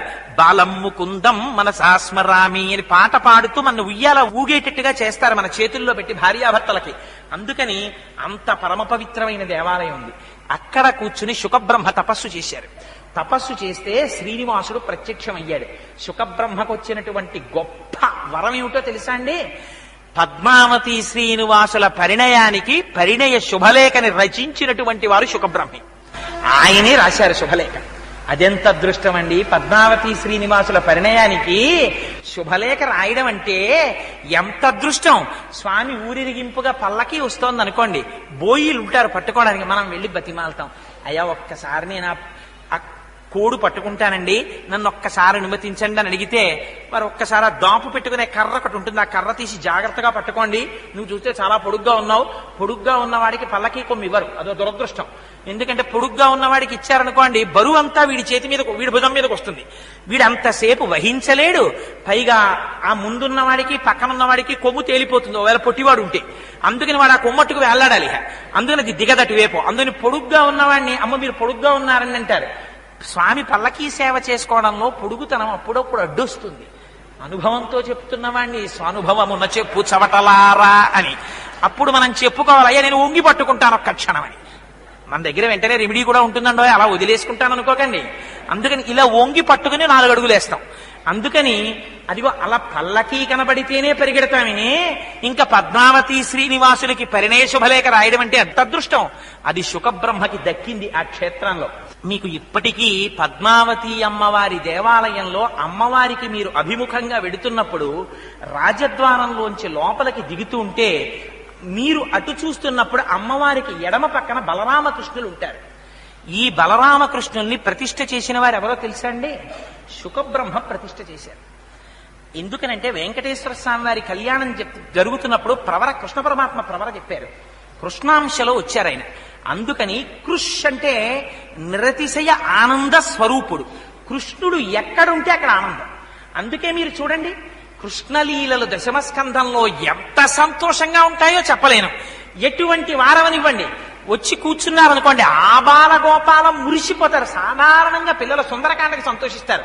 అది ఎక్కడ ఆఖరి రోజున సంతోషం, మొదటి రోజున సంతోషం. ఎందుకంటే హనుమ వైభవం వింటే పిల్లలకి చాలా సరదాగా ఉంటుంది. మళ్ళీ కృష్ణుడి బాలక్రీడలు వింటే ఎంత సంతోషమో. వారిల్లు సొచ్చి కడవల దౌరంబుగ నీగి త్రాగితొదనా కడవల్ వీరింట నీసొతుండిడ వారికి వీరికిది పెద్ద వాదయ్య సతి ఆడంజని మీగడ పెరుగోడక నీ సుతుడు త్రావి ఒక ఇంచుకత కోడలి మూతింజరిమిన కోడలు ముచ్చనుచు అత్త కొట్టెల తాంగి అని మహానుభావుడు బాలురకు పాలు లేవని బాలింతలు మొరలు పెట్ట పక పకనగియా బాలుండాలము చేయొచ్చు ఆలకు గ్రేపులను విడిచ అంబోజాక్షి. ఒకటా రెండా ఎన్ని అల్లర్లు చేశాడో. ఆ కృష్ణుడు నిరతిశయ ఆనంద స్వరూపుడు. అందుకని ఆ కృష్ణుణ్ణి బలరాముడితో కలిపి బలరామకృష్ణుల్ని తీసుకొచ్చి అక్కడ పెట్టారు. కృష్ణుడి దగ్గర ఉన్న ఇంకొక గొప్పతనం ఏమిటో తెలుసా అండి? అందుకే మీకు గోవిందరాజస్వామి వారి గుళ్ళో మళ్ళీ పార్థసారథి అని కృష్ణుడు ఉండి పైన ఒక మాట రాస్తారు, పార్థాయతదృశ సారథినత్వయైవ యౌదర్శితౌ స్వచరణౌ శరణం ప్రజేతి భూయోపి మహ్యమిహతౌ కరదర్శితౌ తే శ్రీ వెంకటేశ చరణౌ శరణం ప్రపద్యే. స్వామి నీతో అర్జునుడు తిరిగాడు, కనిపెట్టగలిగాడా నువ్వు పరబ్రహ్మానివని? తెలుసుకోలేకపోయాడు. నువ్వేం చేశావు? నీ విశ్వరూపాన్ని నువ్వే చూపించావు. చూపించి అర్జున నా పాదాలు పట్టుకో అని చెప్పావు. ఆనాడు కదూ అర్జునుడు నీ పాదాలు పట్టుకుని పితేవ పుత్రస్య సఖేవ సఖ్యు ప్రియ ప్రియాయార్హసిదేవ సోఢుం అని అడిగాడు. అలా నాకు కూడా నీ పాదాలు నువ్వే దర్శనమిప్పించవయ్యా అని అడుగుతారు. ఆ బలరామకృష్ణులు ఇద్దరిని శుకబ్రహ్మ ప్రతిష్ఠ చేశారు. 1905 సంవత్సరంలో ఆ హాతీరాంకి సంబంధించినటువంటి మఠం వాళ్ళు తిరుమల తిరుపతి దేవస్థానానికి పాలకవర్గంలో ఉన్నటువంటి సమయంలో అదిగో అప్పుడు జరిగింది ఒక విచిత్రం. సుందరేశ్వర స్వామి వారికి ఉత్సవమూర్తి మాత్రమే ఉండేది పద్మావతి అమ్మవారి దగ్గర. 1905లో మొట్టమొదటిసారి వాళ్ళు శ్రీ భూ సమేత సుందరేశ్వర స్వామి వారి యొక్క దేవాలయ నిర్మాణం అప్పుడు చేశారు. మనం ఇప్పుడు ప్రతిసారి అమ్మవారి దర్శనం అవగానే ఎడం పక్కకి ముందు వెడితే బలరామకృష్ణులు కనబడతారు, ఇంకా పక్కకి వెడితే సుందరేశ్వర స్వామి వారు కనపడతారు. శ్రీ భూ సమేతులై వెంకటేశ్వర స్వామి వారిలా ఉంటారు. మీరు ప్రదక్షిణంగా అలా వెనక్కి తిరిగితే ఆ వెనకాల ఒక పెద్ద పుట్ట పడగపట్టిన పాము కనపడతాడు, అనంతుడు సుబ్రహ్మణ్యుడు. అక్కడ నమస్కారం చేసి ఇంకొంచెం ముందుకి తిరిగి ఇలా వస్తే ఇలా నిచ్చెనలా వేసి ఇలా కిందకి దిగుతూ ఉంటుంది. అక్కడి నుంచి చూస్తే విమానంలో లక్ష్మీదేవి కనపడుతుంది. అమ్మవారు నల్లటి బోర్డర్ ఉండి ఆ బోర్డర్ లో కూర్చుని ఉంటుంది. లోపల ఉన్న అమ్మవారెంతో విమానంలో ఉన్న అమ్మవారు కూడా అంతే. అక్కడ ప్రణిపాతం చెయ్యాలి. అసలు నమస్కారం చేసి ఇప్పుడు అది అడ్డు కట్టారు కాబట్టి ఆ మెట్లెక్కి అటు దిగితే కొంచెం ముందుకెడితే ప్రసాదం పెడతారు. కాస్త ప్రసాదం తిని మళ్ళీ కుడి పక్కకు వస్తే పంపులు ఉంటాయి, అక్కడ చెయ్యి గడిగేసుకుని ఆ టీటీడీ పబ్లికేషన్ స్టాల్లో పుస్తకం ఉంటే కొనుక్కొని మళ్ళీ అమ్మవారికి పునర్దర్శనాన్ని మనం నమస్కారం చేసుకుని మనం బయటికి వెళ్ళిపోతుంటాం. గుళ్ళోంచి బయటికి వచ్చి ఎడం పక్కకి తిరగగానే అక్కడ వైభవం అంతా ఉంటుంది. అమ్మవారికి ఉన్న గొప్పతనం ఏమిటో తెలుసా అండి? ఫాల్గుణ మాసంలో వచ్చేటటువంటి శుక్రవారాలలో అమ్మవారికి సువాసిని పూజ జరుగుతుంది. ఆ శుక్రవారాలలో జరిగేటటువంటి సువాసిని పూజలో అమ్మవారి దేవాలయానికి ఆ రోజుల్లో వచ్చేటటువంటి సువాసినులు అమ్మవారి పాదాల దగ్గర పసుపు తాళ్లు సమర్పిస్తారు. పసుపు కొమ్ములు, మట్టెలు, నల్లపూసలు, గాజులు, రవికిల బట్టలు, పసుపు కుంకాలు, ప్రత్యేకించి ఈ పసుపు తాళ్లు అమ్మవారికి ఇస్తారు. పద్మావతీదేవి అమ్మవారి పాదముల దగ్గర పెట్టి పూజింపబడి తీయబడినటువంటి పసుపు తాడు స్త్రీ యొక్క మాంగళ్యాన్ని నిలబెట్టగలిగినటువంటి సమర్థత కలిగిన పసుపు తాడు. అందుకని దాన్ని మంగళసూత్రంలో కట్టుకుంటారు. అది అమ్మ అనుగ్రహం కలిగిందా? ఆవిడ ఏదో రూపంలో మనకి పంపించకపోతుందా? పంపిస్తుంది. ఆవిడ అనుగ్రహం కలిగిన నాడు. అందుకని అది అమ్మవారి యొక్క వైభవం అంటే. అందుకని ఆ రోజున సువాసిని పూజలలో ఫాల్గుణ మాసంలో శుక్రవారాల్లో సువాసినులందరూ అమ్మవారి పూజలు చేస్తూ ఉంటారు. ఆ రోజున అక్కడికి వెళ్ళినటువంటి సువాసినుల్ని మనకి ఫిబ్రవరి మార్చిల్లో వస్తుంది ఫాల్గుణ మాసం అంటే. సత్రవుల్లో ప్రత్యేకం సువాసినులందరికీ కూడా షడ్రసోపేతమైనటువంటి విందు చేస్తారు. ఆ రోజున అమ్మవారు ఏదో ఒక స్వరూపంలో సువాసినులతో కలిపి విందు ఆరగిస్తుంది అంటారు. అమ్మ ఇక్కడి నుంచి నువ్వు గుర్రం మీద బయలుదేరితే కపిల తీర్థం దగ్గర నరసింహ గుహలోంచి బయటికి ఎడతావు. ఇప్పటికీ ఉంది, ఇనుప తలుపులతో మూసేశారు అది. ఆ నృసింహ గుహలోంచి బయటికి ఎడతావు. అక్కడ కపిలలింగం ఉంది. అమ్మా నువ్వు కపిలలింగానికి నమస్కారం చెయ్యి. అక్కడ నుంచి తిరుపతి పట్టణం మీదుగా వెడుతుంటే అగస్త్యాశ్రమం ఉంది. అక్కడ అగస్త్య మహర్షి యొక్క ఆశ్రమం, అందులో శివలింగం ఉంది. ఆ శివలింగాన్ని అగస్త్య మహర్షి ప్రతిష్ఠ చేసి పూజ చేస్తారు. అగస్త్య మహర్షి యొక్క వైభవం అంటే సామాన్యం కాదు, అంత గొప్పవాడు. సముద్రం యొక్క అడుగున రాక్షసులందరూ దాక్కుని ఉండేవారు. వాళ్ళు దొరకట్లేదని ఒకనాడు ఇంద్రుడు అడిగాడు, ఈ సముద్ర జలాలన్నింటినీ పరిశేచనం చేసేవయ్యా, మేము ఆ రాక్షసుల్ని చంపేస్తామన్నాడు. అగస్త్యుడు వెళ్ళి ఇలా పట్టుకుని నోట్లో వదిలేసుకున్నాడు సముద్రం జలాల్ని. వెంటనే దేవతలు వెళ్ళారు, రాక్షస సంహారం చేశారు. నీళ్లు వదిలేసేయి అన్నారు. అగస్త్యుడు అన్నాడు, నీళ్లు పుచ్చేసుకో అన్నారు మీరు, మళ్ళీ వదలాలని చెప్పలేదు, జీర్ణం అయిపోయాయి అన్నాడు. అయ్య బాబోయ్, సముద్ర జలాలు జీర్ణం అయిపోతాయా? భూమికి సమతౌల్యం ఉండాలి, వదిలిపెట్టండి అన్నాడు. వదిలిపెట్టమంటే నాలో మూత్రంగా మారింది, వదిలిపెడతానన్నాడు. సరే వదిలిపెట్టండి అన్నారు. అగస్త్య మహర్షి యొక్క మూత్రమే సముద్రం, అందుకే ఉప్పగా ఉంటుంది. నా సొంతంగా చెప్పాను అనుకుంటున్నారేమో, బ్రహ్మవైవర్త పురాణం. అందుకే సముద్ర స్నానం పర్వంలో తప్ప లేదు. అందుకే నదులు వెళ్ళి సముద్రంలో కలుస్తూనే ఉంటాయి తప్ప సముద్రం మాత్రం ఉప్పగానే ఉంటుంది. అది కారణం. అగస్త్య మహర్షి యొక్క శక్తి అంటే అటువంటిది. రామాయణంలో చూడాలి మీరు అగస్త్యుడంటే, కాశీఖండంలో చూడాలి. ఆయన దేవతాస్థానముల యందు ఆయన పూజ చేయడం కాదు, దేవతలు వచ్చి కూర్చుంటారు. పశ్చిమాన వరుణుడు, ఆగ్నేయమునందు అగ్ని, వాళ్ళొచ్చి కూర్చుంటారు. అది అగస్త్యుడి యొక్క ప్రభావం అంటే. అటువంటి మహితాత్ముడు తిరిగాడు ఇక్కడే, క్రోసు దూరంలో తిరిగాడు. తిరిగి మహానుభావుడు ఆ శివలింగాన్ని ప్రతిష్ఠ చేశాడు. ఆ పక్కనే ఆనందవల్లి అమ్మవారు సన్నగా ద్విభుజ స్వరూపంతో ఉంటుంది అమ్మవారు. గొప్ప తపోభూమి, అగస్త్యుడు తొక్కిన ప్రాంతం. మీరు ఇప్పటికీ వెళ్ళండి, నాకు అనిపిస్తుంది అగస్త్య మహర్షి తిరుగుతుండగా చూసిన చెట్లేమో ఇవనిపిస్తుంది. అసలు ఆ మర్రి చెట్టు ఒక్కటి ఉంటుంది అక్కడ, అది ఆధార శాఖల్ని ఇలా కిందకి దింపేసి ఇలా వేళ్లు దింపుకుని అక్కడ మొదలుంటే ఇక్కడ వరకు ఉంటాయి కొమ్మలు, మీకు కూతవేటు దూరం. అంత పెద్ద మర్రి చెట్టు, ఎంత పెద్ద రావి చెట్టు వేప చెట్టు కలిసిపోయి ఉంటాయి ఒక ద్వారం దగ్గర. లక్ష్మీనారాయణ స్వరూపం.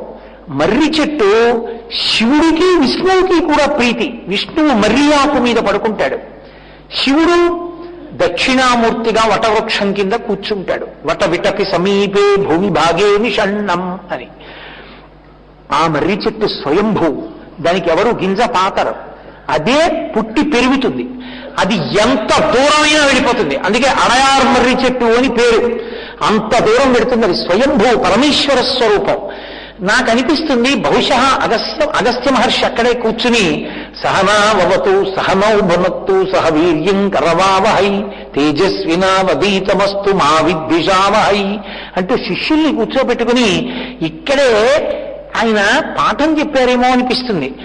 కంచికామకోటి పీఠాధిపత్యం వహించిన మహాపురుషులు చంద్రశేఖరేంద్ర సరస్వతి మహాస్వామి ఆ ప్రాంతం గుండా వస్తూ ఆ అగస్తీశ్వర లింగం దగ్గరికి వెళ్ళి కూర్చుని చాలాసేపు ధ్యానం చేశారు.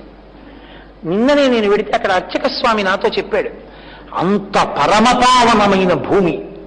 అక్కడ పద్మావతీదేవి వెంకటేశ్వర స్వామి వారి యొక్క దర్శనం చేత ఆయనని వివాహం చేసుకోవాలనేటటువంటి వ్యగ్రత వలన కలిగిన వేడి వలన జ్వరాన్ని పొందితే తదుపశాంతి కొరకు ఆకాశరాజు ఆయన భార్య ధరణీదేవి ఇద్దరూ కలిసి తమ అంతఃపురంలో ఉండేటటువంటి పరివారాన్ని అగస్త్యాశ్రమంలో ఉన్న శివలింగానికి అభిషేకం చేయించమని పంపించారు. శ్రీనివాస కళ్యాణం పూర్తయిన తర్వాత పద్మావతి శ్రీనివాసులు కొండెక్కుతున్నారు. ఎక్కుతూ అగస్త్య మహర్షి ఆశ్రమానికి వెళ్ళి ఆ అగస్త్య మహర్షి యొక్క ఆశీర్వచనాన్ని తీసుకుని అయ్యా వెంకటాచల పర్వతంలో నా వాల్మీక ఉంది కాబట్టి నేను అక్కడికి వెడుతున్నాను నా భార్యతో కలిసి అన్నాడు. అంటే అగస్త్య మహర్షి అన్నాడు, కొత్తగా పెళ్ళైన దంపతులు కొండ ఎక్కకూడదు, తప్పు. కాబట్టి 6 నెలలు దాటకుండా ఎక్కకూడదు కనుక 6 నెలలు ఇక్కడే ఉండు అన్నాడు. ఆశ్రమంలో అగస్త్య మహర్షి ఇక్కడ శివలింగాన్ని ఆరాధన చేస్తే శ్రీనివాస మంగాపురం దగ్గర కుటీరం ఇచ్చారు వెంకటేశ్వర స్వామికి. నవదంపతులు కనుక పద్మావతీదేవితో కలిసి వెంకటేశ్వరుడు 6 నెలలు నవదంపతులుగా అక్కడ విహరించాడు. అందుకే శ్రీనివాస మంగాపురంలో కళ్యాణం చేసుకుంటే పెళ్లిళ్ళు అయిపోయాయండి అంటారు. కారణం అదే. నవదంపతులుగా అక్కడ విహరించారు వాళ్ళు. 6 నెలలు దాటిన తరువాత వెంకటరమణుడు కొండ ఎక్కాడు. తొండమాన్ చక్రవర్తి ఆనందలయ విమానం కట్టాడు.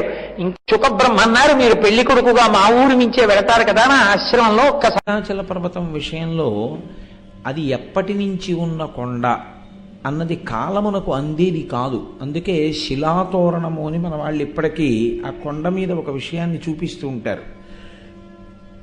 ఈ లోకాలన్నీ లయమైనప్పుడు, అంత భూమి అంతా కదిలిపోయినప్పుడు, పర్వతములన్నీ కదిలిపోతే ఆ శిలలతో ఏర్పడినటువంటి తోరణం తనంత తానుగా సహజంగా ఒకటి ఏర్పడింది.